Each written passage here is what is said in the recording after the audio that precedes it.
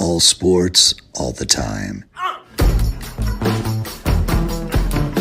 There's heroes and there's legends. Heroes get remembered. Legends never die. This is the Spoken Podcast. Hold your ears, folks.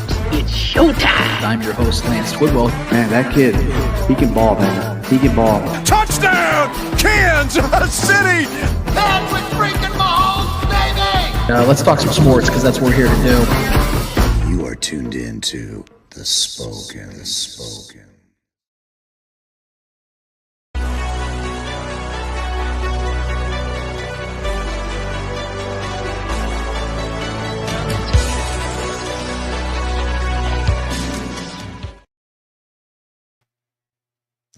This is the Spoken Podcast. I'm your host, Lance Twidwell, here inside the Starcade Media Studios with my guy, Trevor Twidwell. What's good? Episode 320 is in full swing, full motion. We're so happy to be here with you and for you to be here with us, whether you are live streaming, podcasting, or YouTubing. We want to thank you so much for taking the time to hang out with us today as we have an awesome show for you guys. Training Camp Chiefs 2025 Chiefs Training Camp has officially started. I don't know about you guys, but I've been trying to attempt a backflip all week.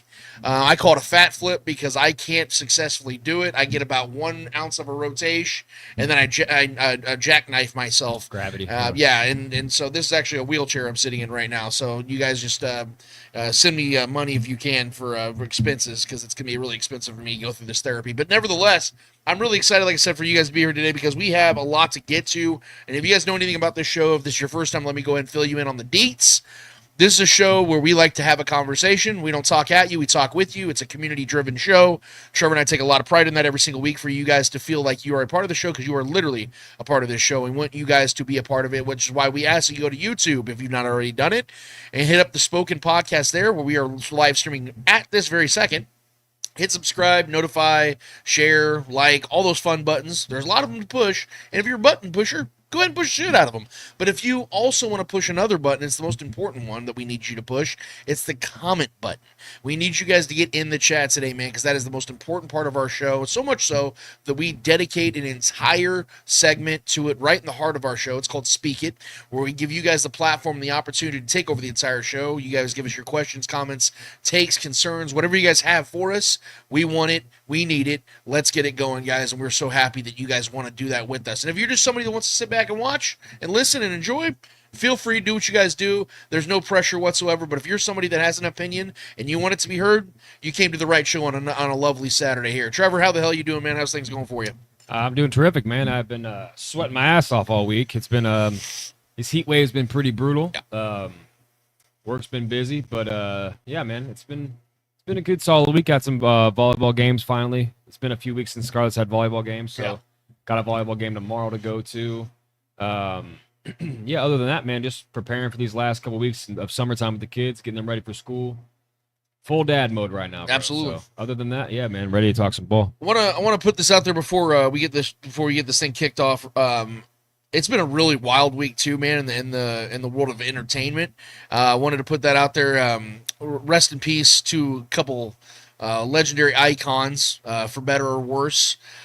We have our one of them, probably the most important rock legend of all time, Ozzy Osbourne. Wanted to put that out there, and the reason why I think it's important for us to put that on the show is because if you're a Chiefs fan, especially, you know the famous song they play at Arrowhead every single week, man. It's Crazy Train. I remember growing up, and that was the song that I always remember outside of the touchdown celebration song. They just stopped playing for obvious reasons, but I wish they would bring it back sometimes. But Crazy Train was a song that I feel is so stitched and attached to Chiefs lore and legacy. You know, that's the song that plays every time I think of Arrowhead Stadium, the smells of the barbecue and the roar of the crowd and Crazy Trains playing before kickoff, and it's Start Me Up with Rolling Stones. Like it's a part of what the experience is.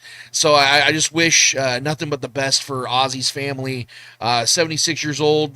It sucks we lost him. And whether you were a fan of the person or not, this man was a legendary icon in the world of wrestling, and I want to pay homage to the legacy of the wrestler, Mr. Hulk Hogan, or Hollywood Hulk Hogan, however you guys want to call him, Hollywood Hogan.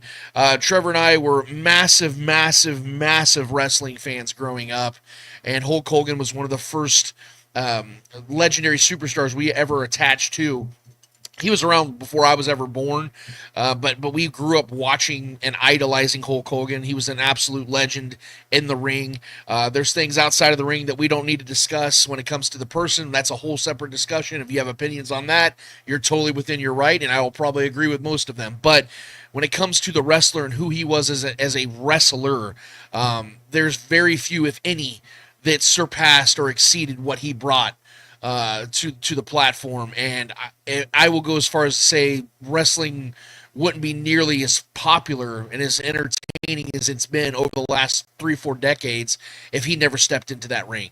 So I want to pay homage to that. I know our guys at Starrcade, Clint and Noah, massive wrestling fans.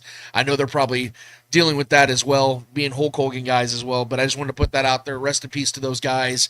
Crazy week, man, to lose two figures like that. Yeah, in the world of entertainment. Malcolm Joel Warner as well. If you're an actor fan, played the Cosby Show, things like that. It's just really weird how we had this clump of deaths like that. Seems to happen that way. It is weird how that works, yeah. But Malcolm Jamal Warner, if you guys didn't know who he was on the Cosby Show. He did several movies, several shows. A very, very talented actor. He only died. He was only 54. This is terrible, man. I wish his family nothing but the best as well. So, wanted to put that out there before we get the show going. And now it is time to get the show, because it is now time for the Lance Rants. Gotta scream! Yeah! We've got corrosion! The moon's gonna do big! Woo!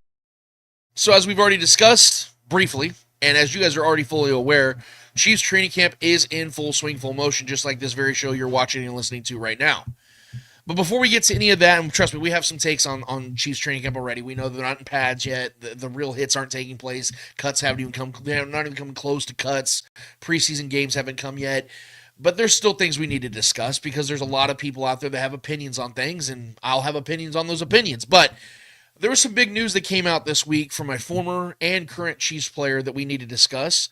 In case you missed it, and we can discuss that right this second, the one and only Honey Badger, Tyrann Mathieu, decided to call it quits, man. It was a 12-year career. One of the more, I would say, polarizing characters in football during his time. A guy that obviously had high marks at LSU, high draft pick, first-round pick for the Cardinals, had just an unbelievable talent. He was an undersized safety, but had all the mean streak in him, had the ability to lead a pack of guys, a pack of men listen to this guy. You saw that early on, but he also had some troubles early in his career, not just with injuries and things of that nature, but off the field. And it started to make people wonder if Tyrann Mathieu was going to become a bust. And we know as his career went on, in 2019, he decided to sign a 3-year deal with the Kansas City Chiefs. Now, if anybody remembers what that 2018 defense was before Tyrann Mathieu got here, and obviously Steve Spagnuolo as well, Frank Clark, they make the trade for him, we know that 2018 defense was something that they could not replicate. It was one of the worst defenses in NFL history. They just could not stop a nosebleed. It was embarrassing, to say the least. And we knew that in the Patrick Mahomes era, if they were trying to win Super Bowls, they could not have that type of season again where the Chiefs have to score 38 points just to survive a game. And there was a cultural shock. There was a cultural change, and that started with Tyrann Mathieu. I said back in 2019 that Patrick Mahomes changed the legacy of the Chiefs, but Tyrann Mathieu changed the culture of the Chiefs. Steve Spagnuolo brought in a defense that changed everything, and I will forever thank Steve Spagnuolo for being the single most important defensive coordinator this franchise has ever had, and I think he's the greatest that the NFL's ever had. But Tyrann Mathieu had to be that extension on the field, and he embodied everything. In my opinion, he embodied everything this defense has needed and has been missing for decades. The thing that drove me nuts the most, being a Chiefs fan growing up in the late 90s, early 2000s, was just how soft these defenses were in Kansas City. Everybody knew that you could run all over them, you could pass all over them. These defenses, they although had skilled players oftentimes in certain positions, never really had that grit, never really had that toughness that you could feel like, okay, we got to fear this guy. We got to fear this group. Like, we have our work cut out for us this week because we're going to Arrowhead, and that's a tough, stout defense. it had been missing for such a long time. And Tyrann Mathieu was that guy, in my opinion, that brought that tenacity. Sure, Chris Jones was the heart and soul of the defense when it came to what he embodies as far as the best player and being that upfront presence. You can't take that away, and you guys know how much of a high regard I have for Chris Jones. But Tyrann Mathieu brought this leadership quality, like I said, that men followed him. And it was charisma too, bro. Yeah, and it's so funny too because he was oftentimes the smallest guy. Like he was only 5'10"-ish. But that's who he's always been going back to LSU days, bro. Yes. That's who he's never stopped being that guy. Yeah, and I don't really know how else to put this, and I know this might sound hyperbolic, but the Chiefs dynasty doesn't get off the ground without Tyrann Mathieu. He's a top 10 Chief all time. He is easily, in my opinion, one of the greatest free agent signings in franchise history, and is a Chiefs legend and a Chiefs Hall of Famer. This is the discussion that came about. We can put the poll up there real quick, Trevor. I asked the question immediately as soon as I saw the news this week. Is Tyrann Mathieu a Chiefs Hall of Famer? 68% of you guys said he is. Now, you might say, well, that's a really good number. That's good to see. There was some, I will say, Trevor, there was some pushback, man. I had some people telling me they didn't believe that he's a Chiefs Hall of Famer for reasons like he didn't play here long enough. His last season was a down year. He was making business decisions, things like that. We heard those assessments, and some of that is fair. Even people talked about his social media presence when he started calling this fan base the most toxic fan base, and he started saying some stuff that he probably did regret, and he has taken back since then. I think there was a maturity issue sometimes. Like I said, Tyrann Mathieu's had some issues on and off the field when it comes to his anger, his emotional instability, things like that. But I feel like that's in any case, in any situation, for any person out there that deals with high level of stress. I mean, imagine having the entire fan base blaming you for why the defense took a massive tank down in 2021 when it was not his fault. It was because that dude with the mohawk behind him with number 49 jersey getting cooked 5 times a game, but I digress. Tyrann Mathieu was not only a massive reason why the Chiefs won their first Super Bowl in 5 decades, but also was a first-team All-Pro in 2 of his 3 seasons in Kansas City. I need people to understand that. First-team All-Pro, back-to-back years, starting off his career with the Chiefs, helped them win their first Super Bowl in 50 years, got them to back-to-back Super Bowls the next season. If he isn't a Chiefs Hall of Famer, I don't know who is, because, we had this discussion. I was talking to our producer, Clay Windler, because Clay was on the side of he doesn't believe that Tyrann Mathieu's a Chiefs Hall of Famer. And I said, I simply responded with, well, if you don't believe he is, then how is Kimball Landers? And this is not a shot at Kimball Landers. Trevor, you and I grew up watching Kimball Landers. We were fans of Kimball Landers. I love the Big 3-8, but my issue is, how can we sit here and call Kimball Landers a Hall of Famer when he had 18 career touchdowns? I mean, the only argument there for Kimball Landers over Tyrann Mathieu is longevity. Right, and longevity. He played here longer. And the longevity of Kimball Landers' career there's nothing else. He had 2,200 rushing yards in his career.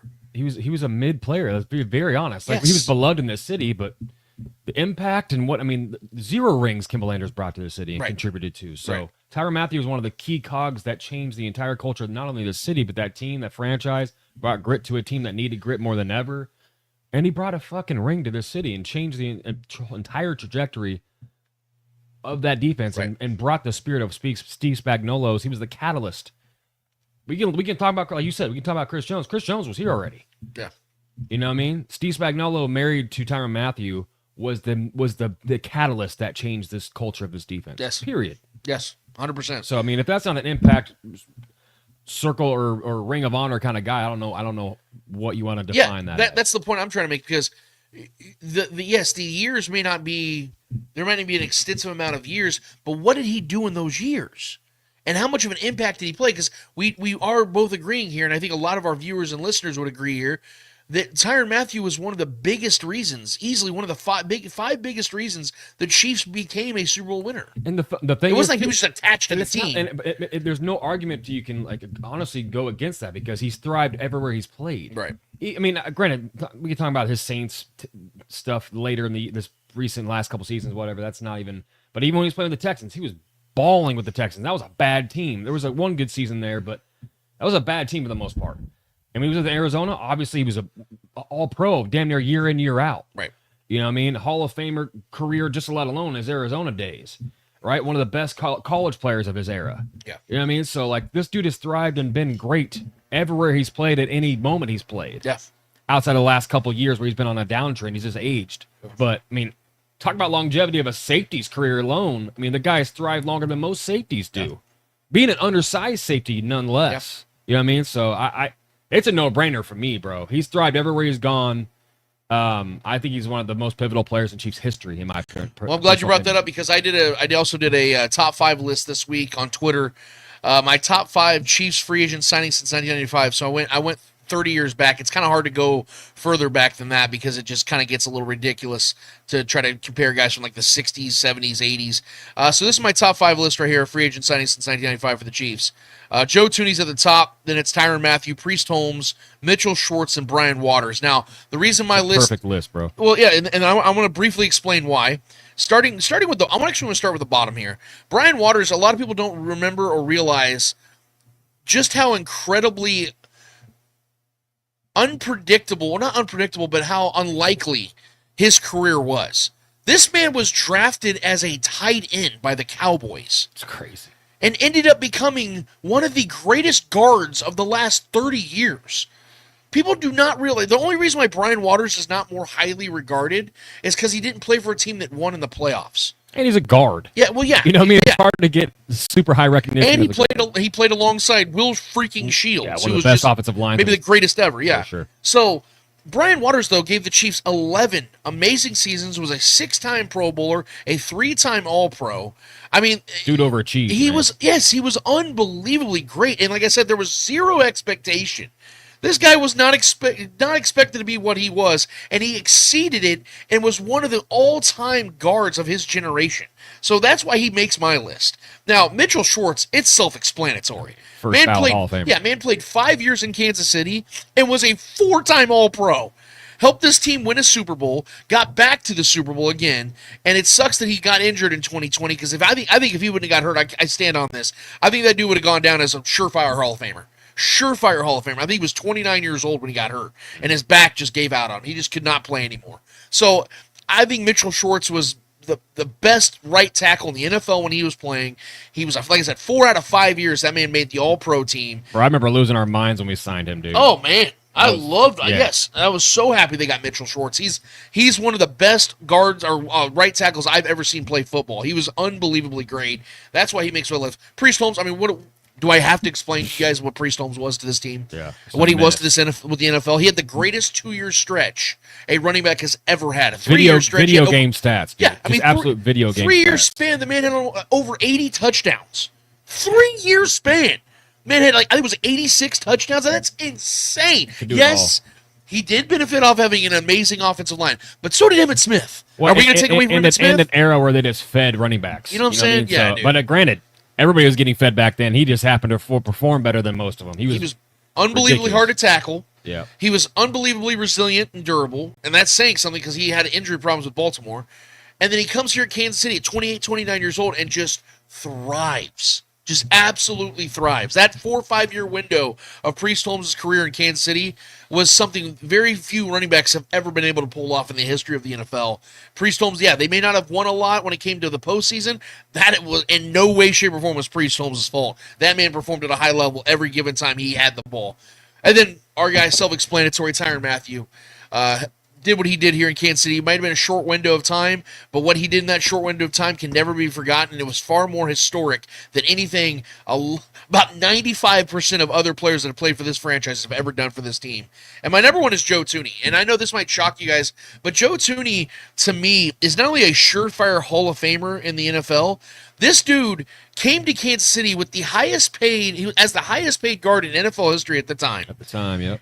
And exceeded the expectation of that contract. Joe Thuney was not only the best left guard in the NFL when he played here in Kansas City, he was that when he played for the New England Patriots. This dude has been the antithesis of success, the epitome of greatness at his position. No one in the history of this league, in my opinion, has been both that great and that successful at the left guard position. I can't think of a guy that has played as great as he has and has had the success that Joe Thuney's had for multiple franchises. That's something that matters to me. When you can go from one franchise to the next and be a dynasty and be the dude, there's nothing I can take away from that man. Last year, At 32 years old, Joe Thuney had a 99.8% win rate. That is the stupidest thing I've ever heard. That means that it's virtually impossible to beat that man in a one-on-one. I don't even know how to explain that in human words, dude. His technique needs to be studied. It needs to bro. be studied. It's so robotic watching him play. It's like the same movements, the muscle memory, the twitch, everything is just. And unreal, let me say this real quick, just as a sidebar here, and I want to hear your guys' thoughts on this top five. I'm going to get Trevor's as well, but the dumbest thing I've heard this offseason is people saying when Trey Smith got his contract extension that he needs to become Joe Thuney. That's the dumbest thing I have heard this offseason. And it's not because I'm not saying that Trey Smith doesn't need to elevate his game and continue to get better and better. Of course, it's like saying Rudy Gobert needs to become Shaq. You know what I'm saying? Like, right. There's a reason why the greats are who they are, because they stand out from the rest. To say that Trey Smith has to become that guy who's better than probably anybody we've ever seen, or at least close to it, is such an unfair standard to put on him just because he's making high levels of money. Because Matt Stafford, Derek Carr, Jared Goff, Trevor Lawrence, Dak Prescott, all these guys have all at one time been the highest paid quarterback in the league. Are they all supposed to be, all right, you got to be Patrick Mahomes now? Is that the standard we're putting on those guys? Right. Because we know that's impossible. We know those guys will never be Patrick Mahomes. It's sensationalism, man. It's all this is. Well, unfortunately, that's been the newly hired ESPN reporter out here, Nate Taylor's the one that said it. So I'm not trying to call people out too harsh, but that's a ridiculous statement to make, and I just want to put that out there because of the greatness of Joe Thuney. We need to give him his flowers and understand he is who he is. Trey Smith is who he is. I think Trey Smith's going to be a great guard for years to come. But to say he now has to become Joe Thuney is just besides the fact stupid. that they play entirely different positions, that's number one. Two, just let the man be him. Yeah. You know what I mean? He earned this contract being himself. Right. Trying to make someone become someone. That's what I'm saying when I say sensationalism. We always have to he got this money. Let's compare to see who else has been that great and has got these kind of contracts over the years. Who does he need to be compared to immediately? Right. It's just that's the problem with quick news, social media, the GOAT debate constantly. Who's the GOAT? Immediately somebody else is surpassing the GOAT. Right. It's like, bro, who's the MVP? 4 weeks into the season. It's like, dude, what are we doing? It's so no one has patience anymore to let things develop and let things be themselves and blaze their own trail and be their own player. We have to constantly compare and contrast. That's what society is now. It's just constantly compare and contrast not only ourselves to what we see on social media, but players amongst players, career against career, or who this person needs to be for the rest of their. It's just, bro. It's all it is. It's just a water cooler debate, sparking conversations that are just going nowhere. Yeah. So that shit just bothers me, man. It's annoying, honestly. Give me your thoughts especially on as a professional. Give me your thoughts on Tyrann Mathieu, man, in this whole situation. Would that list be somewhere close to what you have as far as free agents are concerned, or you have it a little bit different? Or, dude, I arguably over this Patrick Mahomes span, leaving out coaches, he's arguably on my Mount Rushmore for this era and what he's done, what he did, and the attitude he brought to this team. Because for so long, how many times, dude, obviously dealing with just bad rosters on this defense, these defenses over the years, but just lack of anger, lack of rage, lack of that dog. You know what I mean? He brought we never had that really for a long time. I mean, like I said, we had Chris Jones, but Chris Jones was more of a quiet guy most of the time. You know what I mean? He's got his sound bites here and there. He's funny when you get him in a corner and you have a conversation with him. He's funny with his lisp and everything about him. Tyrann Mathieu didn't give a fuck, bro. He brought that I don't give a fuck attitude to this team and every team he's ever played for. That's just who he is, and that's what he embodies. And that's what every team needs, a guy like that. You know what I mean? Like him or not, guys like Joakim Noah, Scott Pollard, all those kind of goonish kind of guys in the NBA or whatever. Draymond Green, love him or hate him, he's going to be Hall of Famer. Right. One of the best defenders of his time. You kind of need guys like that can ruffle the feathers and get people going. Even people on his own team getting under their skin, trying to get the best out of them. That's what he brought. He brought the intangible things, the things that make teams better. Right. And that can't be measured. Stuff like that can't be measured. We can talk stats all goddamn day. Compare him to the other guys of his peers of his time, whatever. What he brought to this team isn't measurable.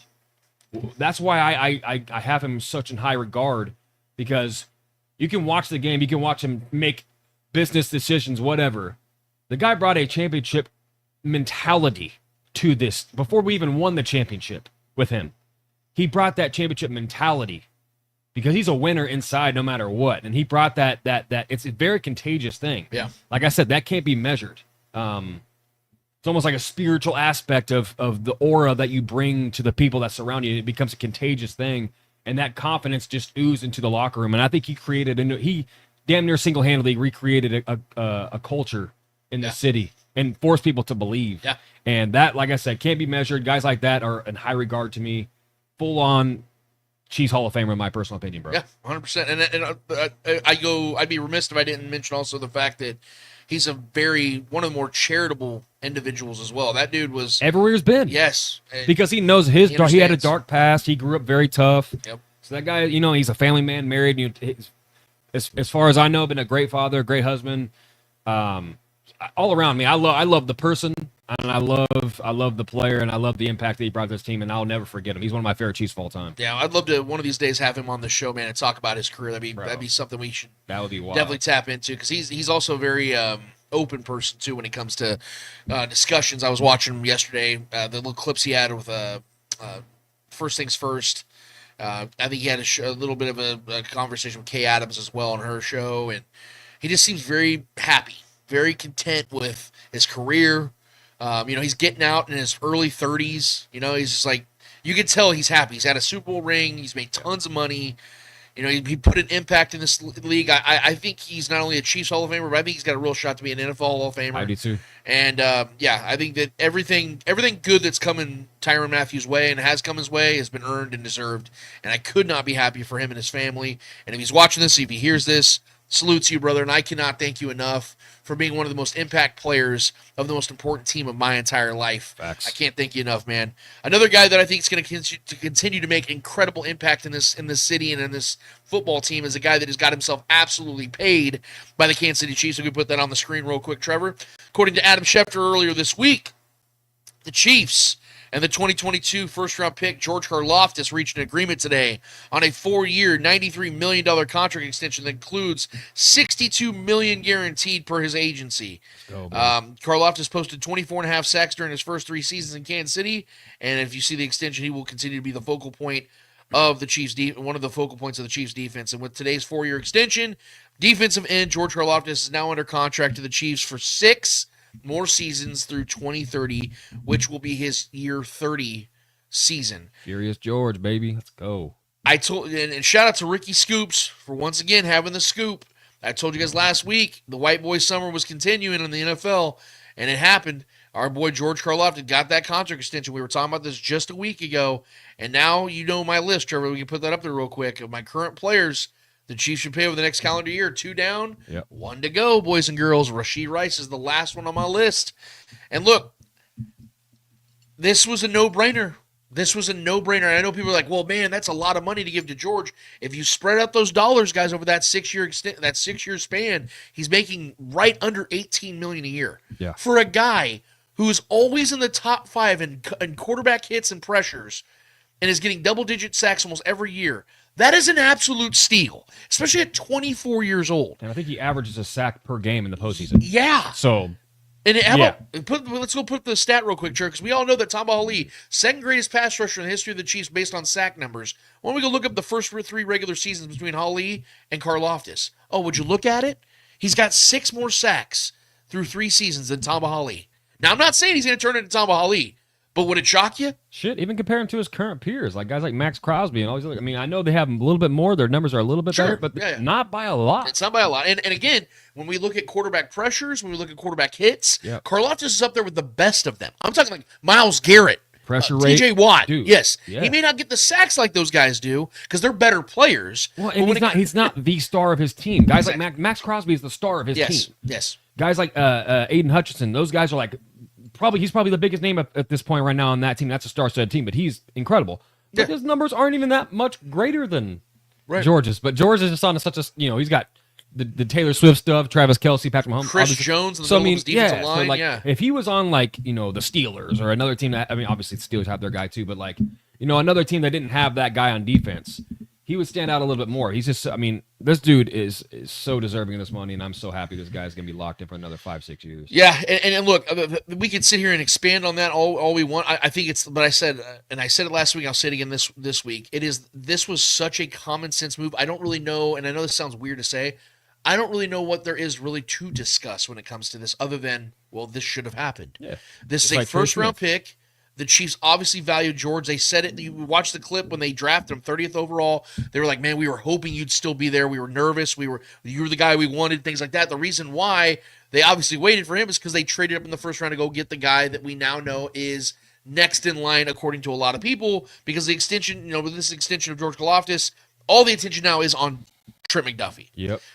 And we have to discuss it. You guys know this is a part of what we have to do. I know Julia Gooley and several others are probably rolling their eyes right now, but bear with me, guys, for a second, because there are so many people now, from the media all the way to the common fan, that are assuming this contract extension with Trent McDuffie is going to get done. But I want to tell you, I want to show you guys all. I want you guys all to look at something rather, and then hear my response. And it's only 2 words. Trevor, let's go ahead and put that up there real quick if we could. The Trent McDuffie extension market, yeah. My 2 words to that, hell no. His market value, guys, as it currently stands, is $112 million over 4 years, averaging 28 annually. And that is according to Arrowhead Pride, probably the most plugged-in network in all of the Chiefs community.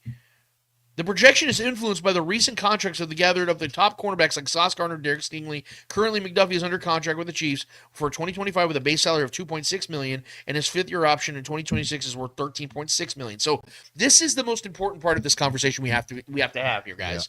Yeah. You guys know where I've stood on this all along about how Brett Veach has yet to pay, until Christian Fulton, real money to the quarterback position. And there's a reason why that is, because it's the way he structures his rosters.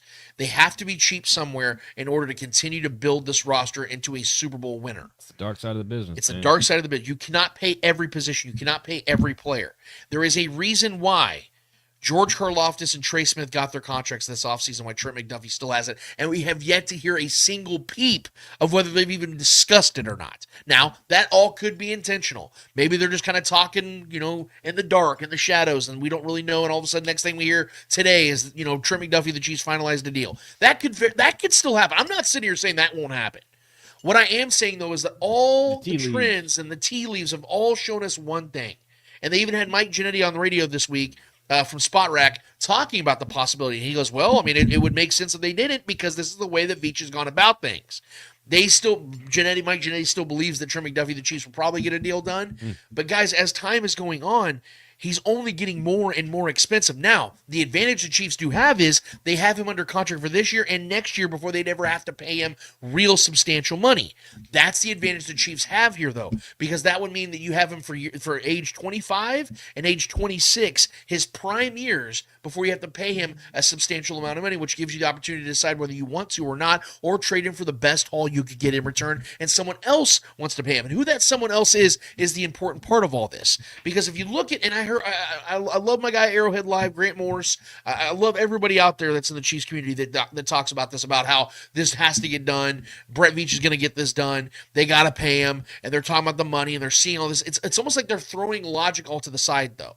And I'm not trying to call my buddies out here that believe, if you believe that Trent McDuffie should get paid, that's up to you and that's fine. But we got to quit throwing logic aside here when we talk about this, because if you look at all of the top 7, let's go ahead and throw that on the screen real quick, Trevor. The top 7 highest paid cornerbacks in the NFL right now. Look at this list. It's Sauce Gardner, Derek Stingley Jr., J.C. Horn, Jalen Ramsey, Patrick Surtain, A.J. Terrell, and Denzel Ward. What do all of those guys have in common? Outside corners. Outside cornerbacks, and none of them play for a Super Bowl contender. There's a trend there for sure, man. Guys, it's a very volatile position. That is the top 7. Now you go, well, what about the top 8, Lance? Yes, Marlon Humphrey is number 8, who is 29 years old and plays for the Ravens. Have the Ravens won a Super Bowl? If you really want to go further into it, we can do that. But now you're getting further and further down the list, and I guarantee you guys, the next contract that Trent McDuffie signs is going to be far more lucrative than what Marlon Humphrey is making right now. Far more lucrative. And he's 8th on the list. All these guys, like Trevor said, they're outside corners, and like I said, none play for Super Bowl contenders. This is not a coincidence, people. It's not a coincidence. This is the reality that Trent McDuffie is unfortunately going to face. And I want Trent McDuffie to make all the money he possibly can. I'm just warning you guys now, there is a reason why he hasn't gotten that here in Kansas City and may never, because this team is building differently than the Browns, building differently than the Jets, building differently than the Texans, building differently than the Panthers, building differently than any of these other, the Broncos even. I know the Broncos are a young, building up team, but they're still not a Super Bowl contender at this time, and they paid Surtain 2 years ago. This is before they were ever in even playoff contention, let alone Super Bowl contention.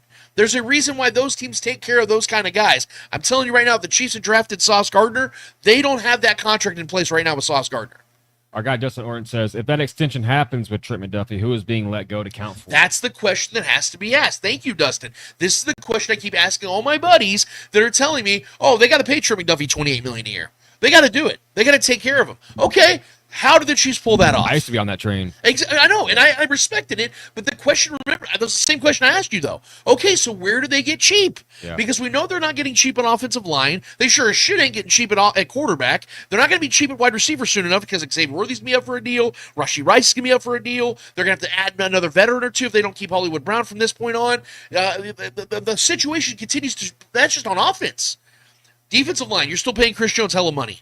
You just paid George Karlaftis. You're paying Mike Dana. You're paying Nick Bolton. You might want to pay Leo Chenal if he gets up for a contract after this year, if you want to keep him around. Or you're going to get another veteran. You have guys in the secondary already that are making money, like Christian Fulton. Where do you get cheap? You're going to have to be discounted somewhere. And if the Chiefs want to keep doing it the way they want to do it, and the way it's been working, you stay cheap at cornerback. You keep Christian Fulton. You just drafted Noel Williams. You say, hey, Jalen Watson, let's bring you in on a 3-year, $15 million deal at most. That's a cheap deal. Get a guy that's helped you win Super Bowls for $3 to $4 or $5 million a year, as opposed to paying Trent McDuffie all this money. And the biggest, most important part of it from an individual standpoint is, Trevor, he is going to be an exclusive slot corner this year. Can he play on the outside? Yes, he's done it. He played at a very good level. Yeah. But is it going to be sustainable? No, because that's not where his skill set resides. His skill set is being an undersized slot corner that stays on the hip of a tight end, that stays on the hip of a slot receiver. That's where his skill set resides. You don't pay those guys big amounts of money as a Super Bowl contender. Will there be a team out there that wants to pay a Trent McDuffie? Sure. Will there be a team out there that wants to give up a first-round pick for McDuffie? Sure. But the Chiefs, their goal, in my opinion, and what I think I'm staying close to is, I think the Chiefs say, look, we are going to get the best 5 years out of Trent McDuffie's career. Because the best 5 years of most good cornerbacks are within the first 5 years of their career. Yeah. Like, you look at Darrelle Revis, you look at any of the great cornerbacks of all time, especially stylistically. The Ramsey, yeah. You look at all the best years of their career, it's always from like ages 22 to 26. Those are their best seasons. The Chiefs are going to get that out of McDuffie without ever having to pay him. The most they're going to have to ever pay him on his rookie deal is $13.6 million. That's a steal for McDuffie at 26 years old. So what I think the Chiefs will do, and I think it's the best business decision, is keep him on this rookie deal, play him through this season, exercise the fifth-year option, and then they have the opportunity to say, hey, we can trade him, we can franchise tag him, we can do whatever we want at that point. But I don't think you're ever going to see Trent McDuffie make long-term money here in Kansas City because at his position, they don't age gracefully, and he's an undersized corner, and he plays for a Super Bowl contender. That's the reason I feel that way. Trevor, do you have anything you want to add to that or anything like that? Because now that you've seen the figures from the top 7 guys at his own position, what do we need to get prepared for here, man? Do we need to get prepared for what I'm saying, or do you think, no, I think the Chiefs break the mold here and they pay him $130 million? No, man. I just think it's such a volatile position. I mean, for the last couple of years, I was team pay Trent, right? And it was more along, you were wanting to trade. We had our discussions about trading him possibly for a receiver, and I was definitely against that. But with the figures, with the numbers, with the rate of pay for this position being what it is now in the modern day era of football, I just don't think this can happen. I don't think the Chiefs can contribute that much money to him unless he takes a slightly less or something like that. But even then, a few million less. I mean, do I even want to do that? With this position, as volatile as it is, like I said, I think, man, I just think the track record for Veach and Andy Reid and Dave Merritt and all these guys that have built these rosters and recycled players at this position and never really missed a beat, consistently with or without Trent, with or without Snead, injured or not, Snead being in and out of the games or whatever, still found ways to be, successful. And extending guys like George Karlaftis and Chris Jones, guys like that really make a lot of the plays possible for those guys, those DBs. The pressure up front is where it all starts and where it all begins to have success in the backfield. So, yeah, man, it's a no for me. As much as I would love to see McDuffie's name on a Chiefs uniform for years to come, money talks, and it just is what it is, man. It's like I said, it's the dark side of the business. And I just, after extending, Trey, after extending George, and spreading the money out for George pretty handsomely with that 6-year deal, or at least the 5-year deal, and having him for another 6. I just don't think it's possible, bro. I don't think it makes sense monetarily for this Chiefs franchise unless they move things around and figure out a way to do that. I mean, at some point we're going to have to pay a left tackle. Whether one of these guys pans out over that's not really, that's not for a long time. But still, at this position, the quarterback position, paying guys like this, the track record of paying guys like this just tends to not work out for teams. It's such it's the most volatile position in football. Yeah. These guys can be an all-pro one year and then have an absolute fall-off and then become a nobody extremely quickly. We've seen some of the best become nobodies. Right. And it's a sad part of the game. That's a very tough position because you're constantly going through this recycled of young, spry receivers you have to compete against, and it's such a tough position to be in. But paying these guys that kind of money is just something I'm not willing to do at this point. And if they could find a way, and I'm just throwing this out here, and I know it's going to get shot down by myself, hilariously enough. If they were to find a way to say, hey, Trent, let's get you on a short-term deal. We'll pay you X amount of dollars for a 3-year extension. That isn't the worst idea for me. But again, for Trent, though, I'd probably say no. I want my big bag right now. He's 100% saying no. Because why would a guy and he's earned it that is at the top? Yeah, he's one of the best corners in this league. For sure. He is. He's an elite cornerback. If I'm one of the 3 best at my position, and I'm 25 years old, the man go toe to toe with Jamar Chase, and win those battles. Yeah, if I'm seeing Derek Stingley Jr., who's not better than Trent McDuffie, no. If I'm seeing J.C. Horn, who is not better than Trent McDuffie, if I'm seeing, Denzel Ward's pretty damn good, so it's close, but what I'm saying is, there's nobody outside of maybe Sauce Gardner and Surtain that I could say that guy's better than Trent McDuffie. I think those two guys are just as good, if not better, because on the outside they're dominant. Sure. If I'm seeing all those dudes making $25, $30 million a year, you bet your ass I'm asking for all of that. And it absolutely should, because it's the market, and this, like you said, Jerry, it's a business. It is a dark side of the business. And if I'm a dude that's great, and I know I have a chance for generational wealth, and I've already won my Super Bowls, he's already got a couple rings, couple All-Pros. You know what I'm saying? I'm kind of looking at this going, hey, man, this is a part of the business. I appreciate the Chiefs drafted me in the first round. I had the best 4 or 5 years of my life here. Yeah. I'm forever a Chief. I appreciate it, but I'm going to go move on and make some big money. It's not a bad thing. Because look at it like this in comparison. We just got done praising Tyrann Mathieu. And we loved every second of him being here. But let's be real, Trevor. There came a time where we needed to move on. The Chiefs and Tyrann Mathieu needed to go their separate ways. Yep. And it made sense. Then they brought in Justin Reed, and they had a rotation. And let's be real. There wasn't many times, was there, Trevor, where we sat here and goes, man, we really missed Tyrann Mathieu on the field. It didn't happen very often, did it? Because the Chiefs built a better defense after that. They continued to get better. This has been my entire point with the Trent McDuffie situation. It will suck to see Trent McDuffie go, like you said. We love seeing the 2-2 jersey out there doing what he does. But if the Chiefs were to say, hey, we're going to avoid paying him tons of money, but we're going to get a first-round pick, and they use that first-round pick to get the next generational guy at another position or even the same position, are we going to sit here and go, man, we miss Trent McDuffie? And you say, well, Lance, what's the chance of that happen? I don't know. Brett Veach drafts his ass off, especially at DB. So I think the chances of them going getting a guy that can replace Trent McDuffie to the point where they don't miss him is high. It's pretty high. Our guy Paul Hansen says every championship team needs at least one lockdown corner. We have one homegrown in our backyard. If we can sign them, we sign them. That's 100%. I know you have a response, but that is 100% false. Right. No offense, Paul. I appreciate the comment, but that is 100% false. How do I know that? Who was the Chiefs' lockdown corner in 2019?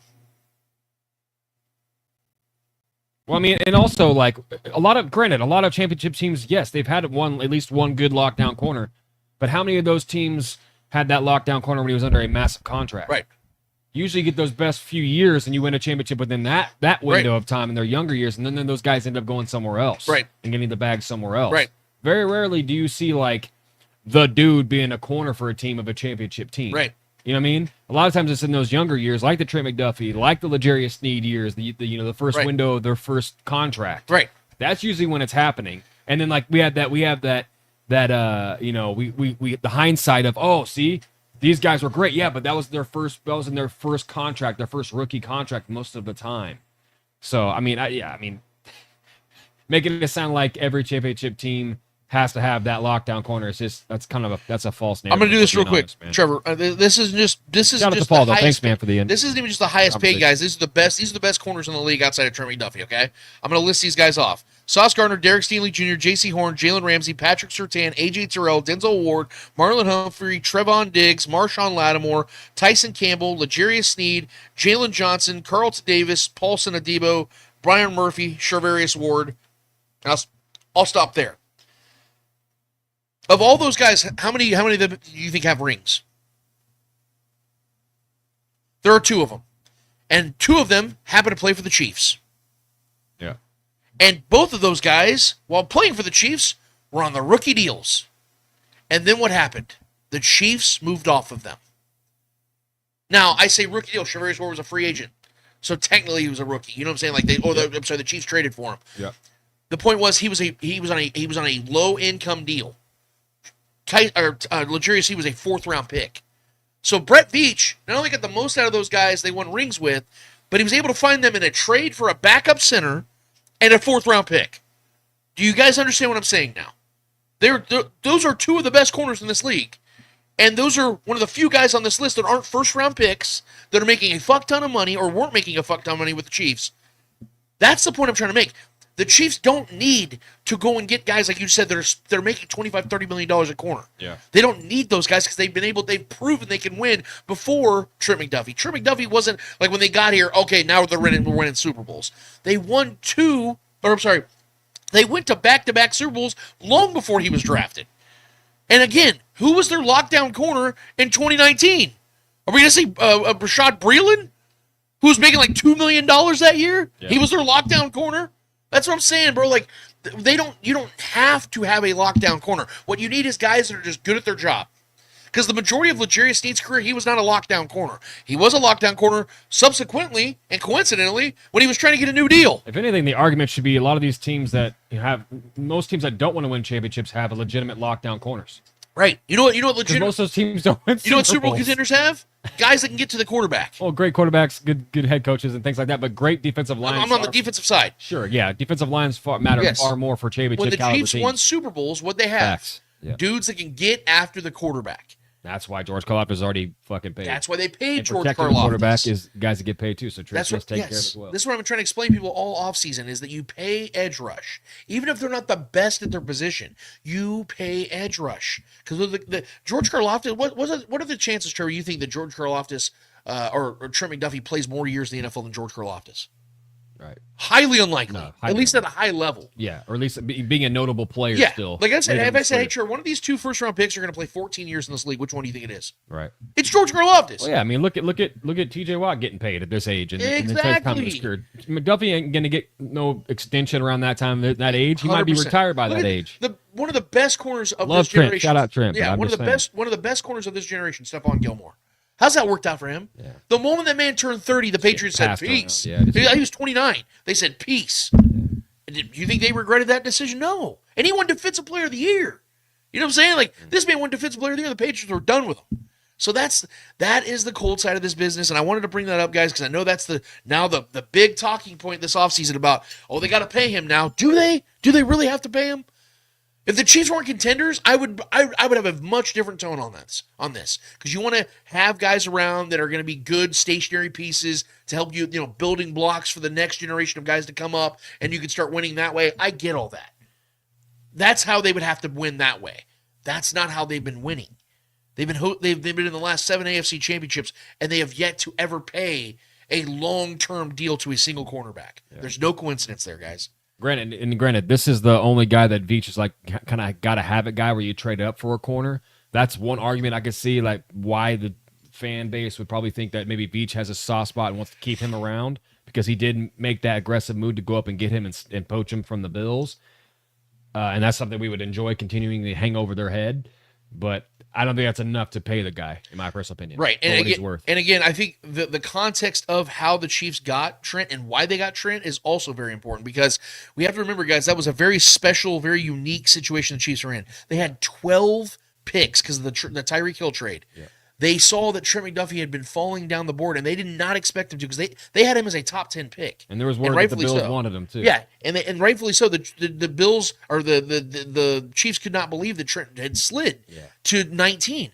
So that's why they traded up and got him. But look, the way Brett Veach operates and the way I've been paying attention to how he operates, I don't think they look at this as because I took this guy so early in the first round or because I took this guy here and he's been so great, therefore I'm going to have to be obligated to pay him. If that was the case, they would have paid L'Jarius Sneed because he's the success story of, hey, 27, 28-year-old cornerback, right in that perfect age range. There was a fourth-round pick, exceeded expectations. Man, we got to keep this guy around because as great as McDuffie was, you know who was locking down all the wide receiver ones? That'd be L'Jarius Sneed. Put fucking Tyreek Hill in the... Clamped him. Tyreek did nothing. That was wild. Clamped him. And he did that to every wide receiver one that year, dude. He was clamping everybody. It wasn't McDuffie, and I'm not even dissing McDuffie. It was L'Jarius Sneed that was doing that job every single game in 2023. He was so pivotal in that outside. He was unbelievable. And the Chiefs still traded his ass. You know what I'm saying? So I understand the investment factor of McDuffie, but that's the thing. If you can get 4 or 5 years out of your first-round investment, is that not a success? If you can get 5 years out of a first-round pick and you got the most out of it and you don't ever have to pay him $100 million, that's a genius move. That is a genius move. You save money and you got 5 years out of him. And Trent McDuffie will probably get traded to a team that, has championship aspirations and he can be that, that lockdown corner for that future championship team, That doesn't have a corner. Because championship teams are built on lockdown corners. Again, look at the 49ers. They have had really good success. Outside of the Chiefs, over the last 5 years, you can make the case they have been the most successful team in the NFL, right? But they've built their team completely different than the Chiefs did. How do I know that? Well, I don't know. They went and got the Chiefs' Charvarius Ward and paid him a ton of money. Mm-hmm. They built their situation differently because they didn't have a Patrick Mahomes. If they had Patrick Mahomes, they don't go inside Charvarius Ward. On the defensive line. Yeah, they wouldn't be building their team the same way they are because they had a cheap 7th-round quarterback in Brock Purdy. They can afford to go out there and overspend on Brandon Ayuk, go over and give other cornerbacks, defensive players, long-term extensions because their team is operated and built differently. And it would have worked if it wasn't for those damn Chiefs, who again didn't have an expensive cornerback on their team. But I digress, guys. Let's get to some camp talk because I know this is what you guys are probably wanting to wait for before we get to speak it. We understand that camp just started. There's not a whole lot to really take away from what we've seen to this point because they're not even hitting each other yet, and we're not at cuts, and the preseason games aren't here yet, things like that. But we have to address a couple things, some really exciting things, I think, in particular, and then I got to be brutally honest and real about some things as well. The first thing off the board, man, is I'm loving what I'm seeing and hearing from Norman Lott. This kid, I'm telling you, if he pops, the league is officially fucked because Chris Jones will finally have that top-tier running mate. He's a bull, man. Derek Nottie, Turk Wharton, guys like that were always fun. They're good players. But Norman Lott's got some special to him. And I understand everybody's like, oh, well, he used to rotate in Tennessee. Man, that's how they operated their defense. They had a constant rotation of interior defensive linemen. It wasn't because Norman Lott wasn't good enough or couldn't play 3 downs. Mm-hmm. This dude, man, I don't know how – I'm trying to keep my excitement at bay. But seeing that 55 jersey out there looking like he's in such great shape, looking sharp. Honestly, he's kind of handling camp like a veteran.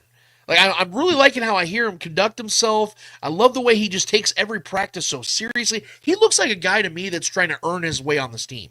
And we know this dude's a lock. We know that Norman Lott's making this team. Yeah. But the way he's operating and going about things is so professional, so sound. This dude might be a steal of the draft, dude. And he wasn't my favorite pick. He was a lot of analysts didn't like where we took him. Yeah, but that's why I kind of think that this might work. I go by what I see. I watched this film. This dude's just a bull. Yeah, he's a man. Yeah, I like guys like that. And he's an older player. Right at he's you. 23. Like he is. He's actually like compared to most he's draftees, an older rookie. Older rookie. Yeah. So I'm kind of excited why about he's probably this dude. doing so well at camp. Yeah, he's taking this in really well. And look, dude, I'm watching videos, and again, I know it's all simulated plays, and no one's hitting yet, and they got to protect the guys. But dude, I'm starting to buy into Rashad Smith. This kid, dude, like if Veach sticks the landing on another 7th round running back, this dude is officially underpaid as a returner, especially too. Whatever Veach is making annually, and I'm sure it's good. I'm sure Veach is making some good money. This man needs to get a double. Like you want to talk about extension? Brett Veach needs to get a motherfucking extension, because if he sticks it on 2 7th round running backs, bruh. Like the thing I'm loving about Rashad Smith the most is there's not a single wasted play I've seen. You don't see him like dropping passes. You don't see him not running in the A and B gaps sharply. Like everything looks precise. Like he looks like he's been paying attention to film since the moment he got drafted. He looks like a guy that could be a day one contributor. Natural. And I know that sounds wild, because I've been the guy that's like, hey, let's hold off. It's a 7th round pick. The Chiefs should have went running back a little earlier. I still stand by that, by the way. I think they still should have went running back earlier. But, dude, this kid is just a contributor. He just gives the Chiefs that 3rd down option as a guy that can catch the ball out of the backfield. Dude, that's a win. If this dude makes the team and contributes at all in offense, it's an automatic win, because it's a 7th round pick. Even special teams, like I said, I think that guy can definitely be a returner as well. Yeah. I mean, I think more than likely he's going to be the kick returner. Yeah. Nico Remigio probably does punts, but I definitely think Nico makes a team? I'm going to get to that in a second. But yeah, and there's a lot. It's a crowded area right now. Yeah, Rashad Smith looks like a guy that's going to probably win the kick returning job, maybe even punt return. Yeah. But definitely is going to be a guy that's gives Patrick Mahomes what they've been missing out of the backfield since Jerick McKinnon. Where look, it's 3rd and 6. We got our guys running go routes or trail routes, whatever the case is, and we have him doing a wheel route. Like that's the kind of guy they need out of the backfield, and I really am excited to see what Rashad Smith continues to become in this offense. Now, again, of course, it is just training camp hype, but I can't help being stoked about what I'm seeing from old 8-7, bro. Dude, the whole best shape of their life shit is always thrown around. I think it's legit when it comes to Travis this year. Got them stem cells, bruh. He looks like he's in incredible shape. Them hips are fluid. They're thin. Travis looks young out there, dude. I'm not saying that it's going to continue to look like that way through the season. He's 35, going to be 36 years old. Trevor, that's our age group. We know how that is. Shit. It is not my knees easy. Yes, being mid-30s dude, but Travis looks like he's going to have himself. This is the final year. The quote unquote last dance, which I hate that attachment, but if this is it, I think Travis is going out on top, dude. He looks so much more locked in and focused than he did last year, and I can't necessarily blame him, because when you're dating a world mogul, when you're dating maybe the most famous person on this planet, it tends to kind of veer you from football, and that's okay. It's life. But I think him and Taylor, if I'm going to be honest with you, I think that they had a little agreement. Like, hey, babe, I'm locking in on football this year. Can't make trips. We're not going to Switzerland in October. We're going to be in Kansas City for 7 months. Like revenge tour. Like, I think, yes. And I do think it has everything to do with the Super Bowl pounding they took. Especially losing the team we lost to. The question they did ask was, and I heard this question asked, if the Chiefs would have won that Super Bowl, does Travis Kelce come back? That's a very fair question. Yeah, I do wonder about that, but I do remember us having this conversation. For the second time? Yeah. I do remember having this conversation. Though, I said, "Yeah, but if he knew that he could come back for a 4-peat, I do wonder if Travis comes back. I do think though, because of the way they got beat, that motivated him to come back more than if they had won. If that makes sense. I think that the losing, because we heard about Pat Senior himself. Nothing's more motivating than losing, bro. Pat Senior himself says that losing pisses Patrick more off than winning feels good to him. Of course. So same thing, MJ. Same thing, LeBron. The greatest. That's how the greats react to that. And Travis is one of those greats. So I think that loss made it fairly easy for Travis to come back and get this thing rolling again. So, but I'm loving what I'm seeing from him, man. I think that, and talking about Travis at training camp is kind of weird at this point because we already know how great he is. He's a surefire Hall of Famer, greatest tight end we've ever seen. But it is something that we all kind of low-key were paying attention to. Like, hey, Is Travis going to be in shape? Because usually he isn't in the greatest of shape in July and August. We see him kind of work himself into that shape. He already looks like it's November. Well, and seeing like the off-season videos of him working out and doing training and stuff, that's nothing we never saw that from Travis Kelce. Was like his off-seasons were always kind of like him being a party guy, kind of doing his thing, seeing clips of stuff like that. But seeing him running hills and doing all these, it's like, what? You never saw that stuff from Travis Kelce, you know what I mean? So I think the dude's more locked in than ever, bro. We got a comment from our guy Shaggy Shane to your Brashad Smith point. Yeah. Shaggy says, what is great about Brashad Smith is that you can line him up all over the offense, from running back to a slot receiver, and put him in motion, causing confusion to opposing defenses. 100%. That is why I'm loving this pick, because that's Andy Reid's offense. The versatility he brings to the offense. That's why. Remember, I said the reason I like our running back room this year is because of the fact that you have three guys. And this isn't including Elijah Mitchell, who I think is on the outside right now, but you have three guys that all bring something different to the table. You have Isaiah Pacheco with the burst ability that can make those big home run type runs. You have Kareem Hunt who can get those nasty, dirty, go get him third one. Yes, Kareem's the guy. He never goes backwards. He's always forward. His legs just keep moving. And then you have Brashad Smith, who that guy that, like Shaggy just said, you can line him up in slot. He's a former receiver. You can have him run the A to B gaps. That McKinnon-esque same role as McKinnon. He can do all of it. Like there's something, he's got all of that kind of attached to his body and to his game. So that's why I like this room, and Brashad Smith is that cherry on top because he brings everything to the room that this team has needed and has been missing since Jerick McKinnon. But if we're being honest, at the highest level it was 2018 Kareem Hunt. Like what Kareem Hunt was in 2018 is what they've been missing. So I love this. I'm loving it more and more what Brashad Smith's bringing, and I think that he's going to continue to be that guy. I think he's going to be gaining the trust of Andy Reid, which is saying something because being a rookie, especially on the offensive side, to gain the trust of Andy Reid is a massive, massive thing. You have to be an impact player. And I think that's what Brashad Smith is training to becoming. But outside of Travis Kelce, there's something that I also want to talk about, guys, because I think we officially have our 2025 Chiefs training camp darling. I don't even think it's close. It's Tyquan Thornton. Tyquan Thornton is 100% the Chiefs training camp darling. We are seeing more videos of him than it's like starting to compete with Justin Ross over the last couple of years when we saw all the videos of Justin Ross in training camp. Yeah. I don't see any real scenario that Tyquan Thornton makes this team. I don't. But I'd be lying, and I have to get out in front of it because I don't want to sound negative here because all he's done is done awesome things in training camp so far. I'd be lying if I said he's been anything short of impressive. He's been overly impressive. I really like what I'm seeing from him in camp. But from what I've heard from Patriots fans all week on my mentions, this is what he does. He comes out there, looks sharp as hell, looks scary as hell, skilled as hell in training camp, and then when the pads come on, he gets hurt.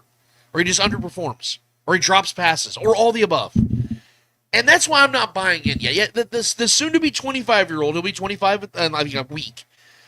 Former second-round pick by the Patriots, 2022. He continues to ooh and ah all the Chiefs fans at training camp, and I get it. Folks are probably wondering why a 6'2 talent like Thornton didn't make it in his first NFL stop. That was the question I had asked as well because I didn't pay a lot of attention to him. But see, there was a combination of problems in New England that I think Tyquan faced. They had a real bad quarterback situation. Mac Jones was not a starting quarterback in this league. It was right after the Patriots dynasty had come to a screeching halt. And also, Thornton did himself no favors.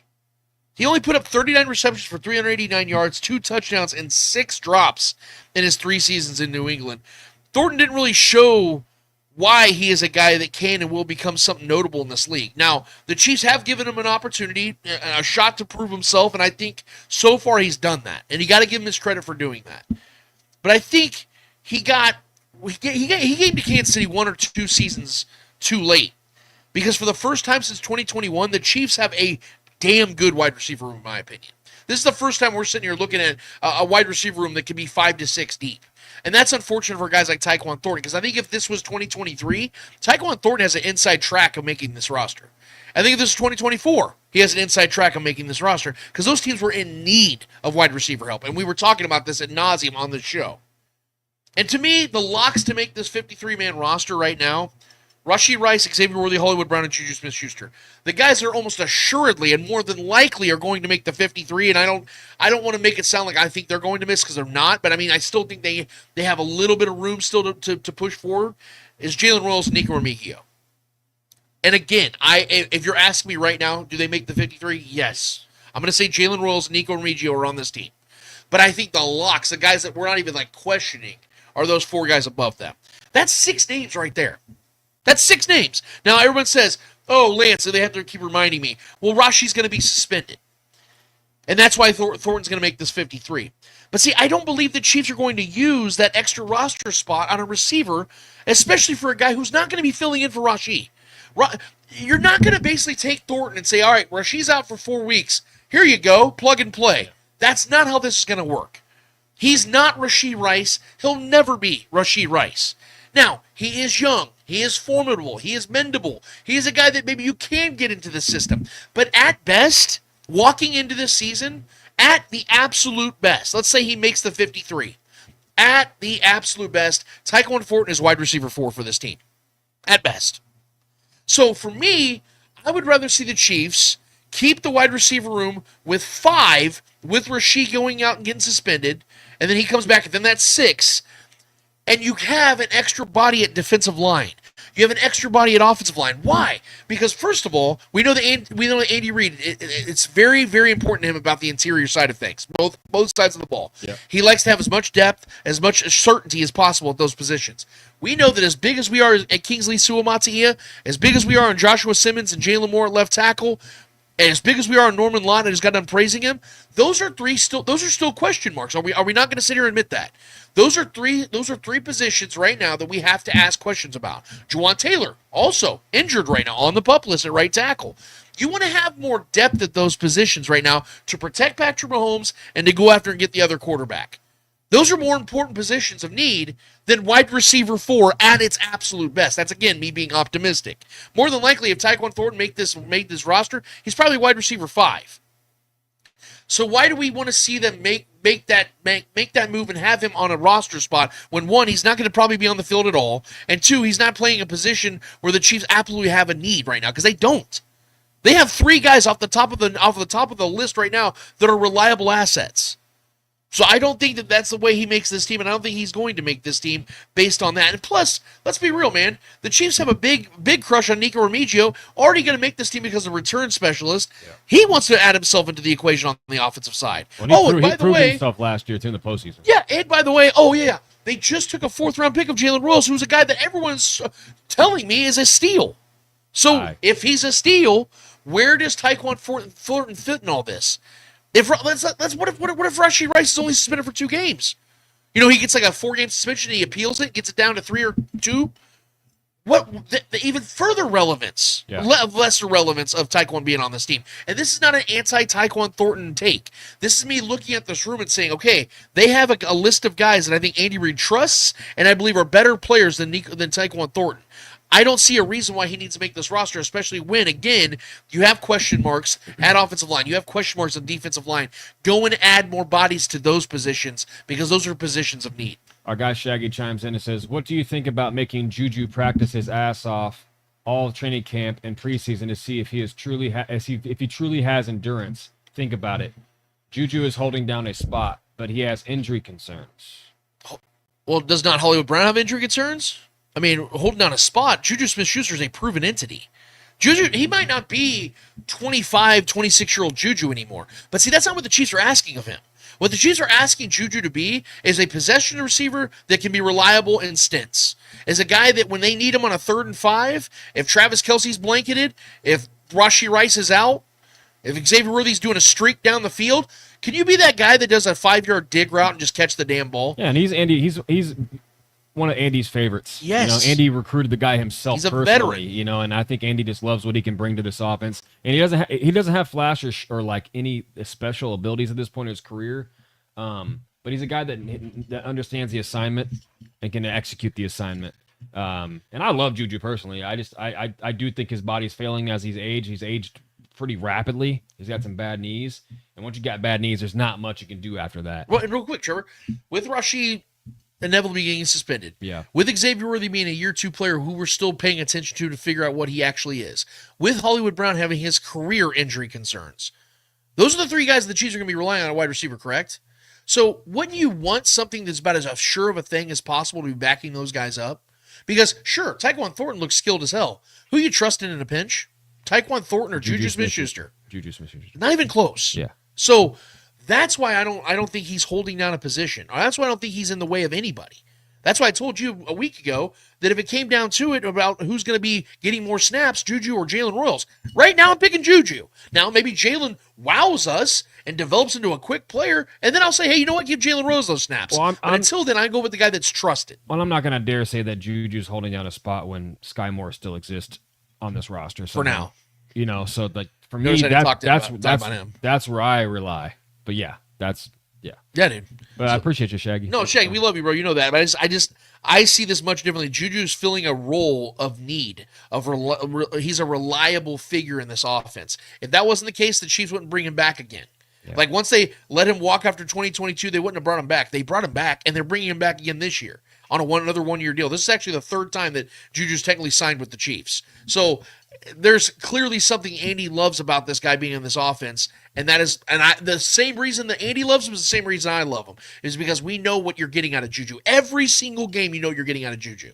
He's a guy that can go in there and make an impact play, reliable hands, good route runner. Yes, Trevor's right, 100%.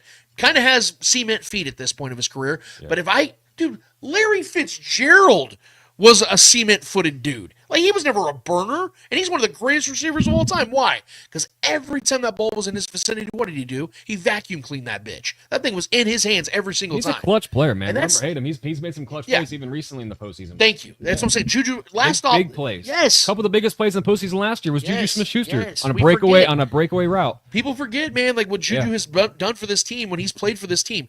I'm not saying he's never going to be the wide receiver 1. He's not even going to be wide receiver 2. You're right. Wide receiver 3? Sure. If Juju's your wide receiver Chris 3, Conley situation. Yes. He made big plays every once in a while. Even better than Chris Conley, in my opinion, but yeah. If Juju is a wide receiver 3 or 4 for your team, your wide receiver was really good. Yeah. Really good. How do I know that? Because just 2 years ago, two seasons ago, Juju was their number 1 receiver, and the Chiefs led the league in scoring and won the fucking Super Bowl. So I think that they're doing okay. Travis Kelce for sure. You know what I'm saying though? Like as far as receiver room, you know what I mean? Like when Juju, because when Rashi is back, Juju is their wide receiver 4 or maybe wide receiver 5 if Jalen Royals emerges. Yeah. I'm saying wide receiver 4 for this season. I think Jalen Royals will continue to develop. And that's just the way I see it. But you know what I mean? Yep. The fact is, Juju's in the middle of your wide receiver room. He's not going to go up to your wide receiver 2 or wide receiver 1. So if you have him in the middle of your wide receiver room, you are stacked. And that is why I said I just don't see any relevance for a Tyquan Thornton. Is it fun to watch? Sure. I'm loving it. It's fun, just like Justin Ross. I gave Justin his flowers, things like that, but you saw when a guy like Justin Ross gets his opportunities, they didn't make the most of it. When you see Tyquan Thornton get his opportunities with the Patriots, he didn't make the most of it. It'd been one thing if we saw every single time Tyquan Thornton got the ball, man, that dude was housing it. Or that dude was making plays. He's a freak athlete. You know what I'm saying though? Like whenever when he got the ball, when he got an opportunity, he didn't make the most of it. You know what I'm saying? That's when you see the redeemable qualities in a guy. It's like, man, it was clearly his problem. It was a scheme problem. Oh, it was clearly his quarterback problem. Like, we've seen that in the past of other guys. And once they get their opportunity with a great quarterback and a great scheme, they just flourish. I don't think that's the case with Tyquan Thornton. I'm willing to be proven wrong, but I don't see that being the case here. I think he's a camp guy. It's a fun story. And then you're going to see him probably either make the practice squad or be shelved on someone else. And it comes down to who do you think he's beating out? Like, that's the conversation. The main gist of this conversation is who is he beating? You know what I mean? Who is he making this roster over? Right. I think the list that you went and explored, I think he's the odd man out. Or one of the odd men out. I think there's a couple odd men out in this wide receiver room, but yeah. I'm not on the Tyquan Thornton train. I as a fantasy player over the years, I've bit into the high upside of him being on bad teams, and it's never panned out just from watching his film and hoping he can break out at some point, because he has a lot of upside potential as just being the athlete and the size and the stature that he has. He has kind of everything you want in a receiver. Sure. But he has struggled with the dropsies over his career as well. But situation also matters too. Playing with a better quarterback, better offensive scheme. Something could happen. I wouldn't be surprised if he does become a guy that could make this team. That'd be cool. I love a story like that. But then again, who is he making it over? I prefer the guys that we already have here, honestly. So, Yeah.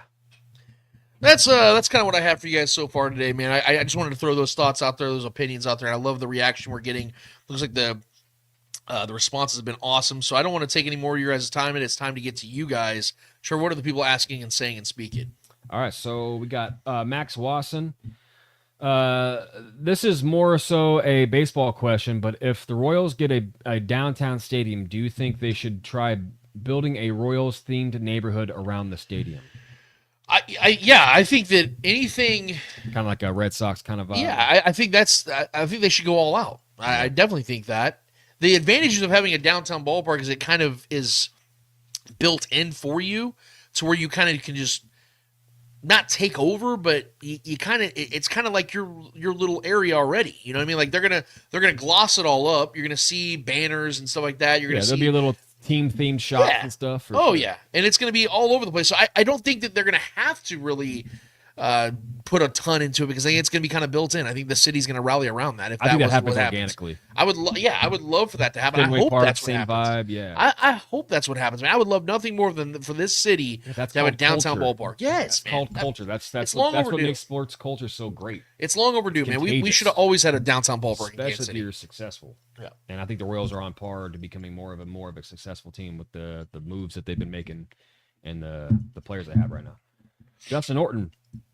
For the first team, they put Simmons at left tackle and Moore at right tackle. I know that Dwayne Taylor is hurt, but Moore is not our second right tackle. I know your previous stance on Simmons, but with the above information, has your thoughts changed? No, not at all. I think Josh Simmons is looking promising right now at left tackle. Well, he should.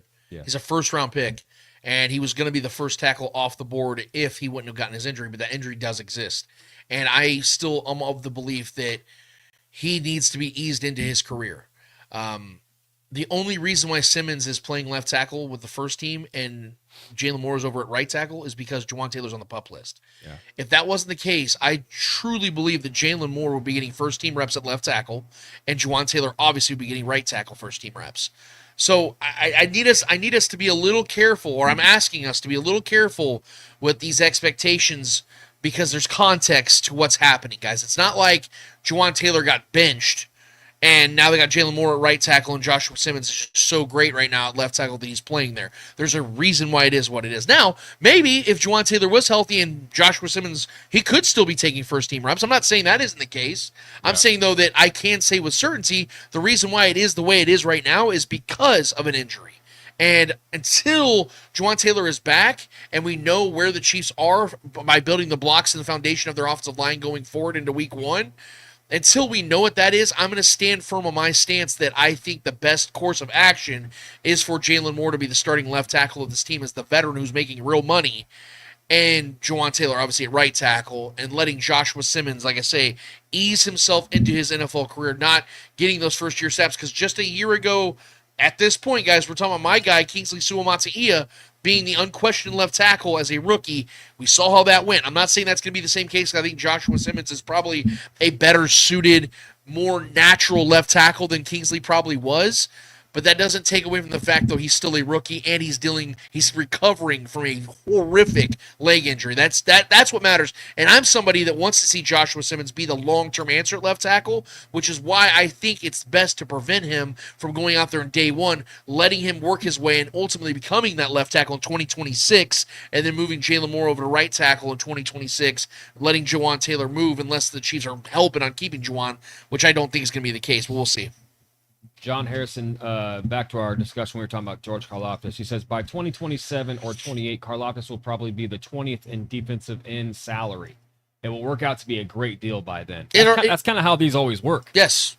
It's always moving, man. To me, it's already a great deal. Because like I said, you're locking him up at 24 years old for a market discount, if we're being honest. Like, he could have waited and seen some of these other contracts come out, like, all right, bet, now I want that. And it's not a situation, too, where we're paying him for what he's already done. We're paying him because we are very confident his best years are ahead of him. 100%. That's the main 100%. Thing, I think, the main conversation here. George isn't even in his prime years yet. Like, we talked about how cornerbacks like Trent McDuffie, I believe Trent McDuffie right now is in his prime of his career. Yes. This is his prime time, right? Yeah. Best he's ever going to be is right now. George and most edge rushers, they start to get their best around 27 years old. Yeah. So think about that. We got like another 3 years before Karlaftis is even at his best. That is exciting as fuck. Because like our guy John Harrison just said, by 2027, which will be when Karlaftis is around 26-ish, Yep. he will be so underpaid and he will be at his best. So more Just likely, getting into his prime. if he's getting like 13, 14 sacks that year and he's making like the 17th most money at his position, absolute steal by the Chiefs. Absolute steal. And I think that's how it's going to go. James T. Kirk. What up, James? Okay, what would be the minimum price for McDuffie? A second-round pick? A third-round pick? No team is giving up a first-round pick. Based on what? I disagree with you. Hold on. James, help me out. Help me understand this. You're the one that just made that statement, right? Okay, so you're gonna have to back that up with fact. You're gonna tell me right now if Trent McDuffie, who we're all expecting to be an All-Pro again this year, let's say the Chiefs say, hey, in 2026 we're trading Trent McDuffie. If he has 3 All-Pros attached to his name and he's maybe 26 next season, you're telling me that someone ain't getting him a first-round pick for him? He's not worth a top 32 pick? I think that's asinine, brother, and I mean that with all respect.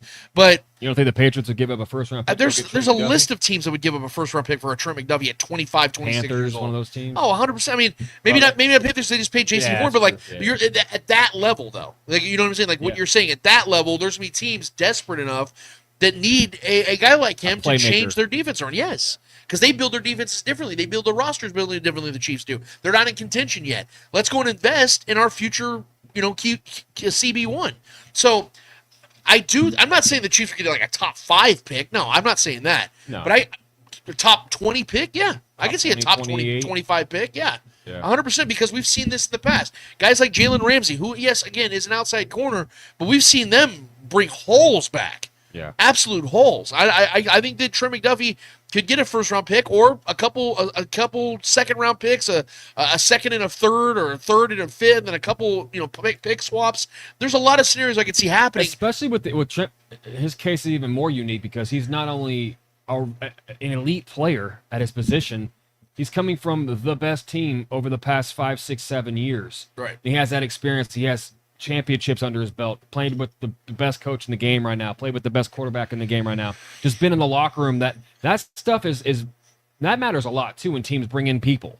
When you talk about characteristics of the player and what their knowledge is, the experience of the player, that all kind of factors in too. So you're not only paying for a guy who's already an elite athlete at his position, top notch at his position, in the top 3 of his position, you're bringing in a guy who has championship caliber and character to him as well. Right. And knows how to deal with certain tense situations and big time games. He's a guy that's shown up and has been a part of, the best. Right. So you factor that in too, and then trying to debate on who would give up what for that kind of player. I think you'd be surprised on a lot of teams would give up to get a guy like Trent McDuffie, bro.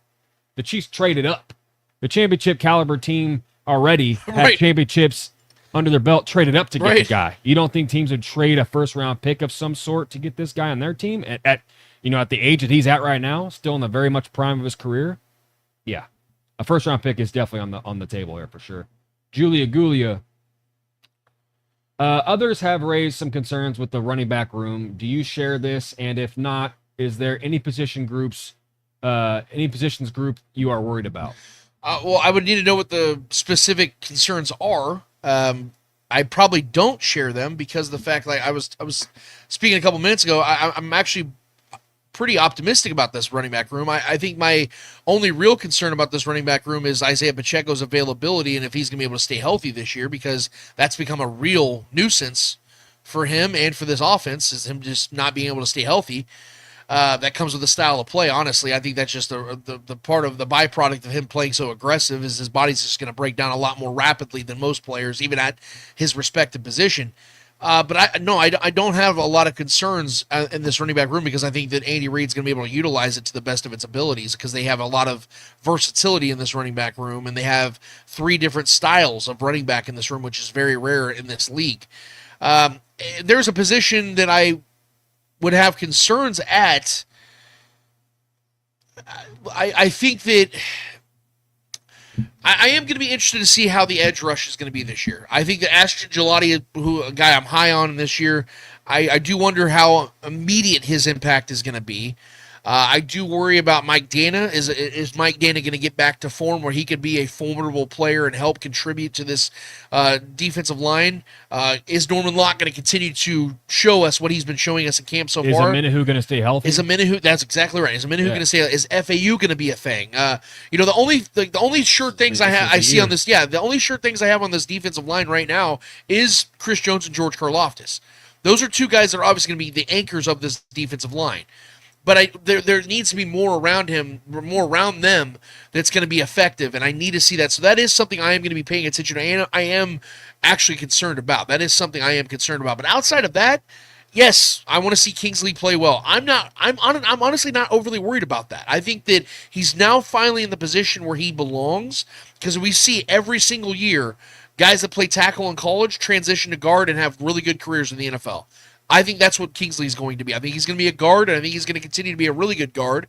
Maybe never be Joe Thuney, but who the fuck is? Joe Thuney is Joe Thuney. You know what I mean? So I know that that's a concern. That's something people are worried about. I'm not. I think the offensive line is going to be awesome this year. I really do. I think whoever plays left tackle is going to be an awesome left tackle. I have the faith and belief that Jalen Moore is going to have a good year if he plays left tackle. And Josh Simmons, to me, is a guy that is going to be destined for greatness at left tackle whenever that day comes that he becomes that left tackle. Yep. I may not have been huge on that pick because I was hoping for an immediate impact guy, but long term, Joshua Simmons is going to be a dude, I think, that's going to be a wrecking crew out there on his own on that left side of things. So outside of, like I said, edge rush, there's honestly not a lot about this team because I think this is one of the better rosters in football. There's a reason we continue to go to the Super Bowl year in, year out. Cell 32 Alt just joined. Not sure if this was addressed, but should we bring in Christian Wilkins? Look, it's a fun thought. Absolutely hilarious. The Raiders voided his contract. I know they said that he didn't do the proper things to fix his foot. They try to avoid his $35 million guaranteed. That's only going to get uglier, by the way, because the NFLPA has stepped in. They said they're calling bullshit on all that. That's just the distraction a team like that needs, because Pete Carroll just got done pumping their confidence about we're going to win a lot of games, then you go and literally just off one of your best players. Yeah, one of the biggest acquisitions of the offseason. Unbelievably stupid. Unbelievable. Christian Wilkins is awesome. Yeah. Let me put it like this. If there was a way that the Chiefs could find a way to get him under the cap, abso-fucking-lutely, I would do that. Him and Christian Wilkins would be unreal. Yeah, but the problem is Christian Wilkins is going to have such a nasty market. Yeah. Someone's going to pay him a lot of money. Yeah. Someone's going to give him a lot of money. So I see it. It's almost next to 0% chance he's a Chief. Yeah. But yes, if there was a way of doing that, that's not even a question. Christian Wilkins is unbelievably good. So, yes, I would love it. It's not happening, though. It would be a great way for him to get back to the Raiders, though. Boy. See them a couple times this year. Hilarious. Unleash hell. That'd be fun. James T. Kirk. Is Jalen Hurts a top 10 QB? LOL. This subject has caused conflicts in the athlete-turned-media members' world. No, see, what's happened is other athletes have been using this conversation to weaponize against Cam Newton. Cam Newton has had and I disagreed with Cam Newton's top 10, by the way. Yeah. But Cam Newton broke down his reasoning why he kept Jalen Hurts out of his top 10. Or I think he had him at 10, if I'm not mistaken. Yeah. And Ryan Clark and all these other dudes started coming at Cam. And I'm sitting here wondering why they used, it was like ad hominem attacks. They were like using Cam's career against him when Cam was a fucking MVP in this league. Led a team to a Super Bowl on a 15-1 record, and his best receiver was Ted fucking Ginn Jr. The man had 45 touchdowns that season. Cam Newton accomplished far more in this league than Ryan Clark could have ever dreamed of. One of the greatest athletes we've ever seen. Like, what are we doing here? What are we doing? But anyway, the weaponization of that conversation was all geared towards Cam Newton. They were attacking him about it because he had an honest conversation about it. Again, I didn't agree with his take, but it was his take. Like, they were using his career against him. It was the dumbest thing ever. Anyway, yes, Jalen Hurts is 100% a top 10 quarterback in this league. If I'm not mistaken, I have him set at 7 right now because I believe there are 6 quarterbacks in the league that are without question better individual quarterbacks than Jalen Hurts. I think that this conversation is always it's always in flux because guys get better, get worse, whatever the case may be. For me, this conversation starts at 2. There is no debate who the number one quarterback is in this league. The conversation starts at number 2. Yeah. And I think that Jalen Hurts is without question, earned his right to be a top 10 quarterback in this league because of what he does when the games matter the most and when the moments matter the most. He may not be the best statistical quarterback when it comes to throwing the ball during the regular season, but this dude has been an absolute animal, an absolute freak in the biggest games of his career. This dude put up substantially unbelievable numbers in both Super Bowls he played. In fact, he played arguably better in his first Super Bowl when he lost. And he was unbelievably great in those games. The man's been to 2 of the last 3 Super Bowls and won one of them against Patrick Mahomes. And look, you know the numbers are insane in the postseason. And the thing I hate the most, Trevor, that they do to him is they use his team against him. They say, well, yeah, he's got a stacked roster. Man, how many dudes that won Super Bowls didn't have stacked How rosters? many Super Bowl teams don't have stacked rosters? I don't remember them saying that about Ben Roethlisberger. I don't remember them saying that about Aaron Rodgers. I don't remember them saying that about Tom Brady or Peyton Manning. I've heard him say about Patrick Mahomes, though. Same thing. Heard him say about Same Jalen Hurts. thing in the NBA. Isn't that weird, Trevor? Super teams, That's bro. weird. Every freaking team that won in the NBA championship had star-studded Because teams. Jalen Hurts doesn't play the conventional style of quarterback, we automatically just assume this guy isn't great like the rest of them. It's the stupidest argument I've ever heard. Yeah. Because are we going to sit here and say Lamar Jackson isn't great? Well, of course he is. Lance is a two-time MVP. Jalen Hurts just won the Super Bowl and was one of the biggest reasons why. Actually beat Patrick Mahomes. Because Saquon was ass in that game, and Saquon and Jalen was just destroying that defense at times, dude. Yeah. Like, the defense was good. I thought the Chiefs' defense was fine. But Jalen Hurts was magnificent in that game. Yeah. Magnificent. And they shut Saquon down. It'd be one thing if, like, Saquon had, like, 200 rushing yards, like 200 total yards and 2 touchdowns, and Jalen Hurts had, like, 170 yards and a touchdown. I'd be like, yeah, well, Jalen kind of just rode the coattails in that game. I'd say that. I would say that. But both Super Bowls, he was insane. But both Super Bowls, he was fucking amazing. Numbers were insane. What am I? Because everybody loves to use, well, Joe Burrow made the Super Bowl. That's why he's a top 4 quarterback in the league. Right. But we can't do that with Jalen Hurts. Like, it's insane to me how we just pick and choose. Imagine Joe Burrow beat Patrick Mahomes in the Super Bowl. Or the AFC, beat him in the AFC Championship and then won the Super Bowl. You know what I'm saying? Divisions aside, imagine that. You know, yeah. Oh, that's fair. That's fair. Yeah, yeah. Just imagine he beat him in the biggest moment. If he was the Eagles quarterback, if he was the Eagles quarterback and won that Super Bowl, Joe Burrow would be the. They'd call him the best quarterback in the league. They call him the best quarterback in the league for sure. It's insane. And imagine if he had 4 rushing touchdowns and 3 passing touchdowns in a Super Bowl. You know what I mean? Like, I'm not that's not the exact stats, but like, dude, he had like 8. He has like. I mean, he had 10 total touchdowns the last 2 Super Bowls he faced us. Almost I think by himself. In the first Super Bowl he had 4 touchdowns. The last Super Bowl I think he had 3. That's 7 touchdowns in the Super Bowl. 2 rushing and a passing. Like, Jesus, dude! Like, what are we doing, man? Like, I don't even know. I think he led the game in rushing yards. I think he's the only quarterback to ever do that, by the way, in the Super Bowl. Unbelievable, dude. 2 rushing touchdowns, 2 throwing touchdowns. Like, I don't get caught up in too many people's like personal lists. Yeah. Top 10. I don't get. I mean, did you see Jared Goff's top 10 all-time QBs? Jesus Christ.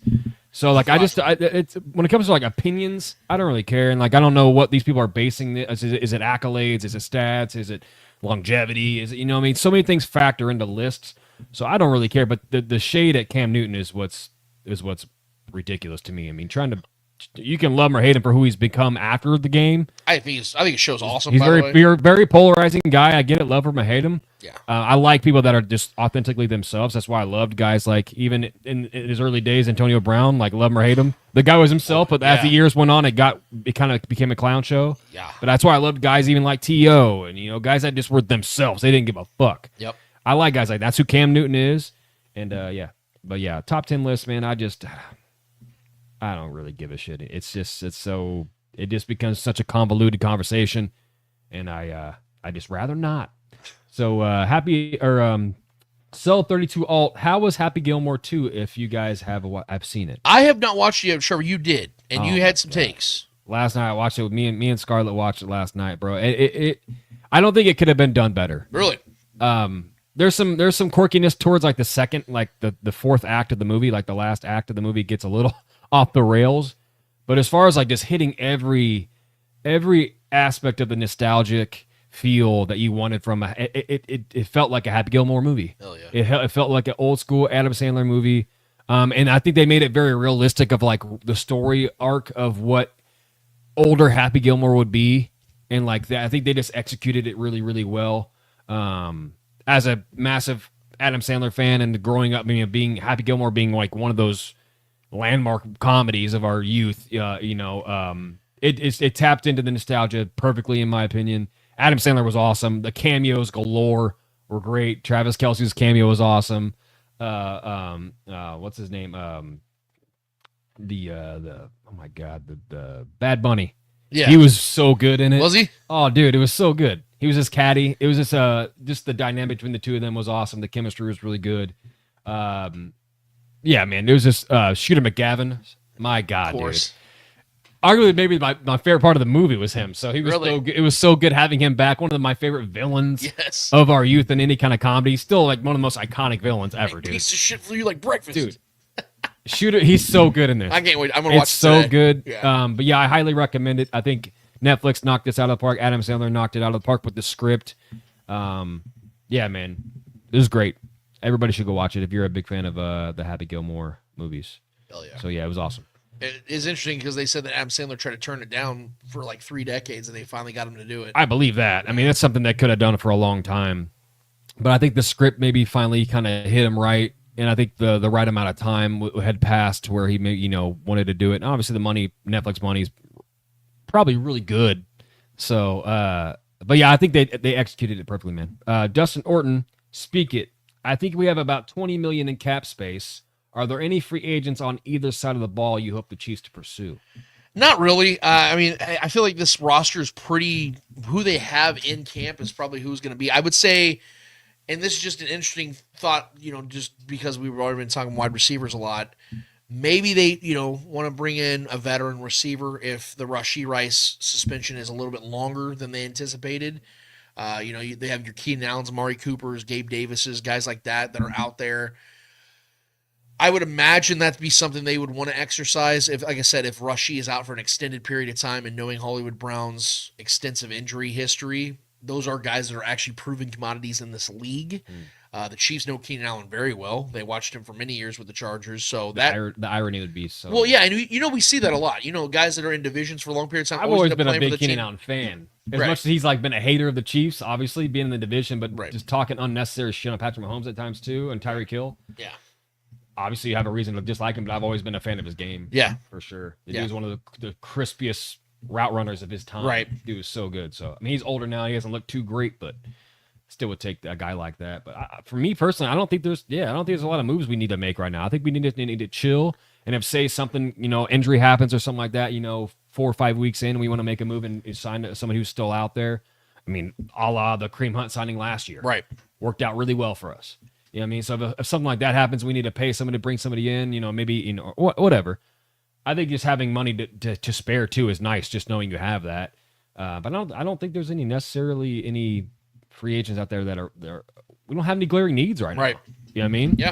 We have a lot of guys that we want to see development. I think maybe internally, the internal defensive line, like you said, Mike Dana, guys like that. Seeing how this defensive line shakes out, we might need some help with the defensive line along Chris Jones. But other than that, yeah, I think we're good, man. Yeah. Paul Hansen.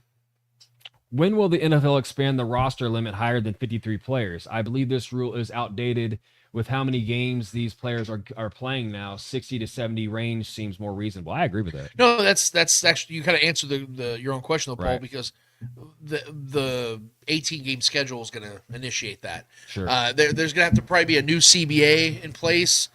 I don't know when the next collective bargaining agreement takes place, but I know that when that does happen and the 18 game schedule does happen, which 100% will, you're going to see roster expansion, staffing expansion, second bye week. We've talked about that. I think we talked about this last week. But yeah, there's going to be a lot of good that comes with this. Yeah, creating more jobs, man. Yes, more and pay's going to go. Yeah, pay's yeah. going to increase. The cap goes up. A lot of goods coming with this. So yeah, I'm gonna say that's when it's going to happen. In fact, that's the only way it's really ever going to happen, because they're not going to expand rosters if they're not getting more games. Yeah. Well, and especially if another thing too to throw into the hat of this too is, the NFL still very much wanting to go international. That's not going to stop. You know what I mean? There's eventually going to be an international team, whether it's Canada, Brazil, or, Germany. There's going to be a team, somewhere in the UK that's going to probably emerge, because football, the brand is growing more and more, which is crazy to even fathom. But yeah, James T. Kirk. What week will clowns like Jason McIntyre admit they were wrong about the Chiefs this season? Week 1 or week 10? It'll never happen. This is when you name that guy in particular. I'm going to speak Paid about narratives. him directly.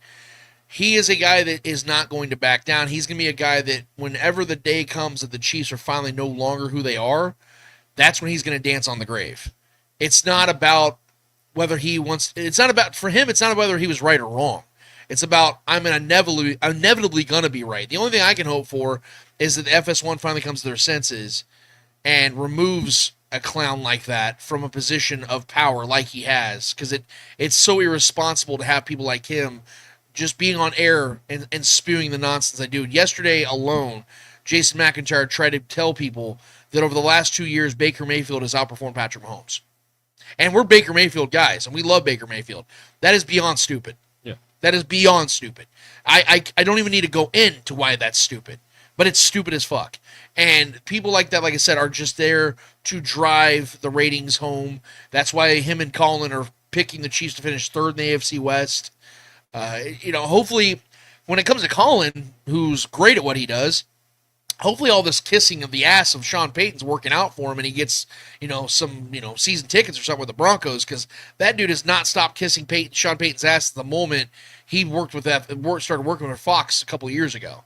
So hopefully that's paying off for him, because my God, I mean, the smooching, there's some butt hickeys going on, dude. It's getting pretty bad over there. So, it's an embarrassment. Like I said, the reason why I respect guys like Colin is that he has full segments called "Where Colin Was Right, Where Colin Was Wrong." He owns it. Yeah, he will own it. That's why I will always respect Colin Cowherd, even when he's wrong and continues to be wrong. He owns it, and that's the difference between him and muskrats like Jason McIntyre. Yeah, I don't think Jason McIntyre is real. Yeah, I don't think he's a real person. I think he's a paid contrarian to help boost ratings on shows that have people who are actually talented on them. Yes. That's my real take. Yes. I honestly do not think he's a real person outside of his persona that he puts on TV. I don't think that's I don't think that's not a real thing. I just think he has to be paid to have controversial takes, be a contrarian. It's an age-old thing. It's worked. It makes for good TV. It makes, well, define good, but it creates eyeballs. It draws eyeballs to the TV, and I get it, but he's not real to me.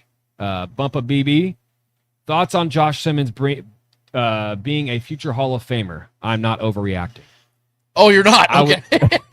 Well, I'm glad you clarified you're not overreacting. I would disagree with you here, sir. Man hasn't taken a snap in the NFL. We're already talking about Hall of Fame. Yeah. I'm not touching that one yet, Bumpa. That is reckless and irresponsible the answer is yes. to me. Yeah. First yes. ballot. Yeah. Now, look, dude, I will say this. He's got insane talent. I watched a lot of games of him in Ohio State, and he was an absolute animal. I am very much hoping that he continues that trend in the NFL, because if he is what he was in college, Patrick Mahomes is going to have a very clean jersey for years to come. So, yes, I'm hoping that he becomes that Hall of Famer that you're anticipating him to become, because if he is, things are going to be really good in Kansas City for a long time, because Patrick Mahomes has done so many great things already without a great left tackle. I mean, imagine what would happen if he got himself the next Trent Williams.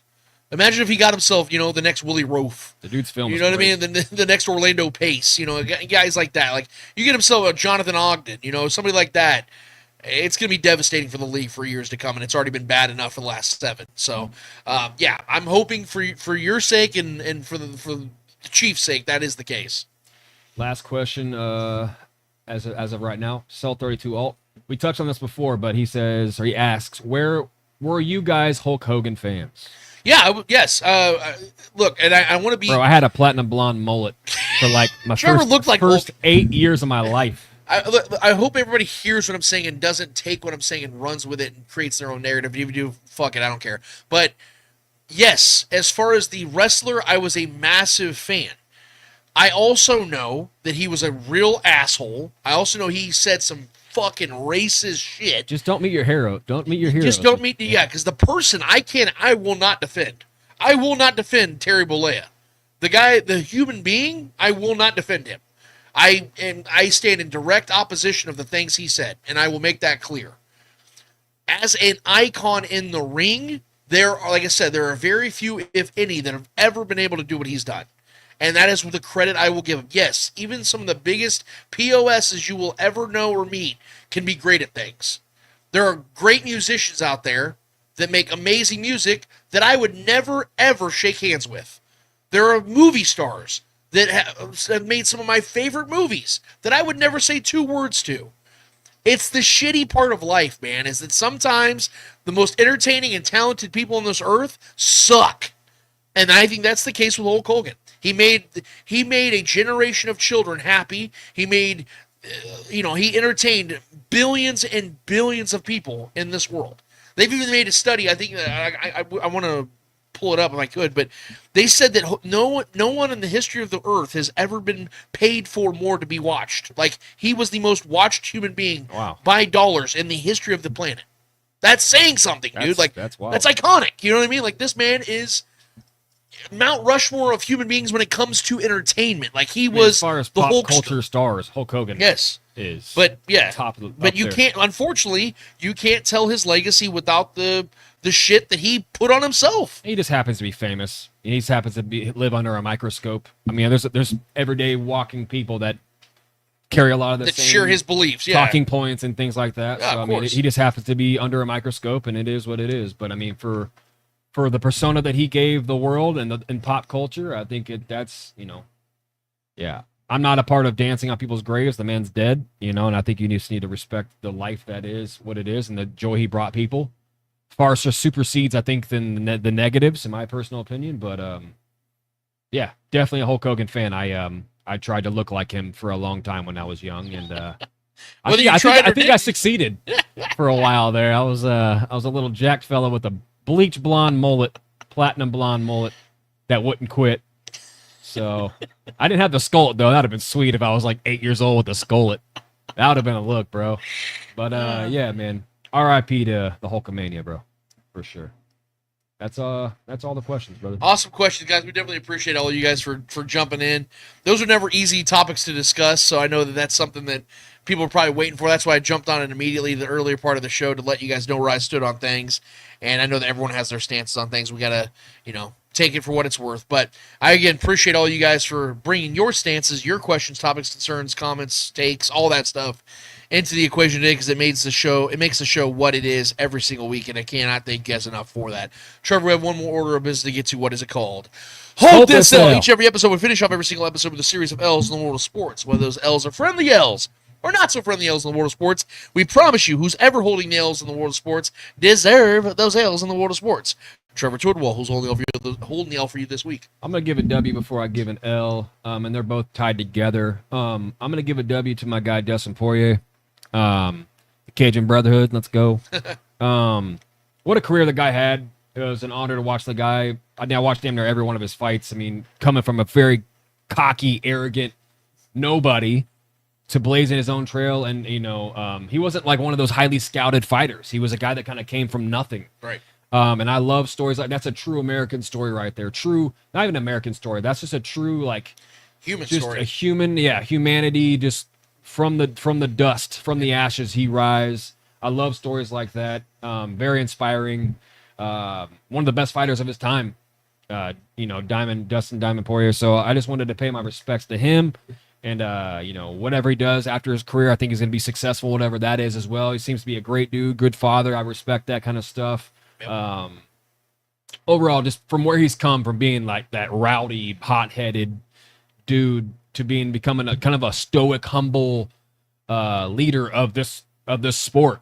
So I love the guy. He kind of was a slow grow for me. Like he kind of grew on me. At first I was kind of like, eh. But over the years, man, I've really started to love that guy and what he represents, what he's done for community, for kids and things like that. I love stuff like that. So I always respect people that do those kinds of things and give back, and still staying rooted from where he came from. So shout out to Dustin Poirier. Hopefully he has a solid career, whether it's as an analyst or commentator. I think commentating is definitely in the bag for him. Yep. I think he's got a good voice for it. High IQ guy. But my L is going to go to just the UFC in general and Dana White for I think we all watched the fight with Max Holloway and the farewell fight, the BMF title fight there between the two of them. It was a great fight. I think Max definitely clearly won almost every round. I think I think it was round 2 where they both almost knocked each other out. Yeah. It was awesome. All right. And I think the fight back and forth was, I think Max obviously always no one ever outlands strikes in a Max Holloway fight. Max Holloway is always going to be the leader in strikes. The dude just continues to throw. That's what's made him so great. But the fact that Dana didn't give them fight of the night was listen, that was a good card. It was a really good card. And there were some lower name people that had some really good bouts and some strikes that were landed, a couple knockouts, TKOs. Really, really impressive card for honestly what I didn't expect to be a really good card. Seeing what's his name, I think. I forget the guy's name that beat. Anyways, there were some good fights, but I just felt like that as a salute, a goodbye to Dustin Poirier. I think the fight was good enough for sure. Max Holloway obviously post fight felt that's all he could talk about was that they didn't get that bonus. And I think it was well deserved that they should have honestly got it. Just based on merit, in my opinion, merit between the two fighters alone, those two guys who the just Hall of Fame guys. Right. And for Dana not to give them that nod, it just felt kind of in poor taste to me. I think, funny enough, Max Holloway was more bent out of shape about it than Poirier was because, Poirier had every reason to. This is my farewell fight, dude. Like, I'm going away. You're losing a star in your game. It is what he could have had that kind of mentality, which he didn't, and I respect both sides from him and Max, but I do believe that they were deserving of the fight of the night, and I do believe that they deserved that bonus, especially with it being the only title fight of the night too. Granted, whether you want to call the BMF belt a title or not, it's really not. It's more of a bragging rights kind of thing amongst the league, but I felt that was a bad look for Dana not to give them the fight of the night, in my personal opinion. And I tend to agree with most things Max Holloway says because the guy just tends to be right about most things, and he's a level-headed dude that speaks facts most of the time. So I agree with him on that, and I think he was rightfully upset about it. And so I'm gonna give the UFC that their dues on just not giving them their merit-based alone fight of the night and what that fight meant to the UFC and the fan base. My God, the fans were insane in Louisiana. That New Orleans fan base, that crowd was one of the best crowds I've ever heard in the UFC. That just goes to show you the impact of not only the draw that Max Holloway is every single fight, but what Dustin Poirier has actually meant not only to the city, but to the sport alone. So for Dana White, UFC 318, not giving them the fight of the night, do me a favor and hold this L. I was going to give mine to Kelsey Plum, but she's too irrelevant for anybody to care. So I'm going to go ahead and go with somebody that actually people pay attention to. It's 𝚂𝙿𝙸 Bananas. So one of the guys on the 𝚂𝙿𝙸 Bananas went on CNN this week, and I can't stop laughing because this is one of the funniest fucking videos I've ever seen. Go ahead and play that, Trevor. Oh, Jesus. That never happens. What you just saw there is a brand new twist on America's favorite pastime. Dio. You know what that reminds me of? Remember E-Bombs World back in the day, bro? The ninja guy? The Afro Ninja? Yes. Oh, my God. Dude, that's exactly what I thought about. The exact same motion. The way he clips his feet and then smacks his face. First and it smacks his head. I probably watched that at least 934 times. Shout out CNN. Yeah, and you can see the lady host was like, "Holy, you just trying so hard not to." She goes, "Oh Jesus!" Right before he hits. Oh Jesus! Bro, shit is epic. That's gonna live on forever. The 𝚂𝙿𝙸 Bananas are so awesome. They do so many funny things. This tops everything, and it was on accident, bro. This dude has to literally eat that for the rest of his life. It would have been way funnier if he just laid there and didn't get up. And that would have been me, bro. Ain't no way I'm getting up on live TV and showing my face. I would have played dead, bro. He I would have snoring or some shit. Yeah, he just casually gets up. No big deal. No big deal, bro. So it's great publicity. Honestly, it's great publicity for 𝚂𝙿𝙸 because you know what they're gonna do? They're gonna make a joke of this. Oh, dude. Whoever that player is, they don't care. Yes, they're just gonna. Yeah. He's gonna be a legend for this now. Like no one's gonna shame him. So, but bro, remember how long the E-Bombs World video lived on? That was like it. That's still. I still see it sometimes. He was taking himself seriously too. That's what's funny. Yeah. But you know what? The rule of this show is, man, something like that happens, you gotta do us a solid, man. And today, 𝚂𝙿𝙸 Bananas are gonna do us a solid and hold this L. James C. Kirk wants us to play it again, so I'm going to play it again. Go ahead and enjoy this. Oh, Jesus. That never happens. What you just saw there is a brand new twist on America's favorite pastime. I'm gonna keep watching when the show's over. So you guys enjoy. You're that. welcome, James. Yeah, you guys can look it up. It's on like Pop Crave. It's on all different Dude. platforms. You guys can find it. It's all over the place. But That's just hilarious, man. just like you can find us anywhere, and we appreciate you guys being here with us in this particular time in this particular place because you guys are what makes this show fun. And man, this has been a fun show as always. Man, we're less than 40 days away from real football happening. Yeah, I could not be more excited about that. I know you guys feel the same way. Trevor feels the same way. Man, we're all ready for this thing, man. I know that there's cliches being thrown around, but it really does feel like the Chiefs are on a revenge tour, and it's really exciting to see the way this team's already so locked in, and even the guys that were on this team last year to experience that type of loss, you see it and you feel it from the rookies too, and I think that is just the results of having a head coach and a quarterback so in unison and having the same coaching staff for so many years. There's just a continuity here in Kansas City that is so unique. And as long as this lasts, man, we got to enjoy it because one day it will be over. And I don't want to be that person that brings up, the stuff we don't want to talk about yet. But these are the good old days. We are, yes. Like when Andy says that in the office, he goes, I wish that someone would have told me when we were living, when I'm living in the good old days, like, that is where we're at right now, and I need us to be conscientious of that. Yep. I'm not saying that it's never going to be great after, that the Chiefs won't have other great times and chapters, but it's going to be really hard to over or outdo what's happening right now. And I'm talking about not just for the Chiefs in their later years and years beyond this, but I'm talking about teams as a whole. What the Chiefs are doing right now is historically incomparable to anything else, in my opinion. I know that the dynasty of the Patriots, but as I've always told you guys, the Patriots had two dynasties. There was one in the early 2000s when Brady was a game manager. Yeah, there was a 10-year break. And there was a 10-year break. Yeah. That is not the same dynasty. This is a dynasty that is still going 7-8 years in, and we need to understand that.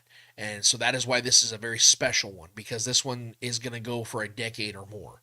And I hope you guys are ready for the rest of it, because I know I am. So let's get ready. Let's get excited, guys. Like I said before, we're going to be sitting here making predictions of the season and breaking down actual games.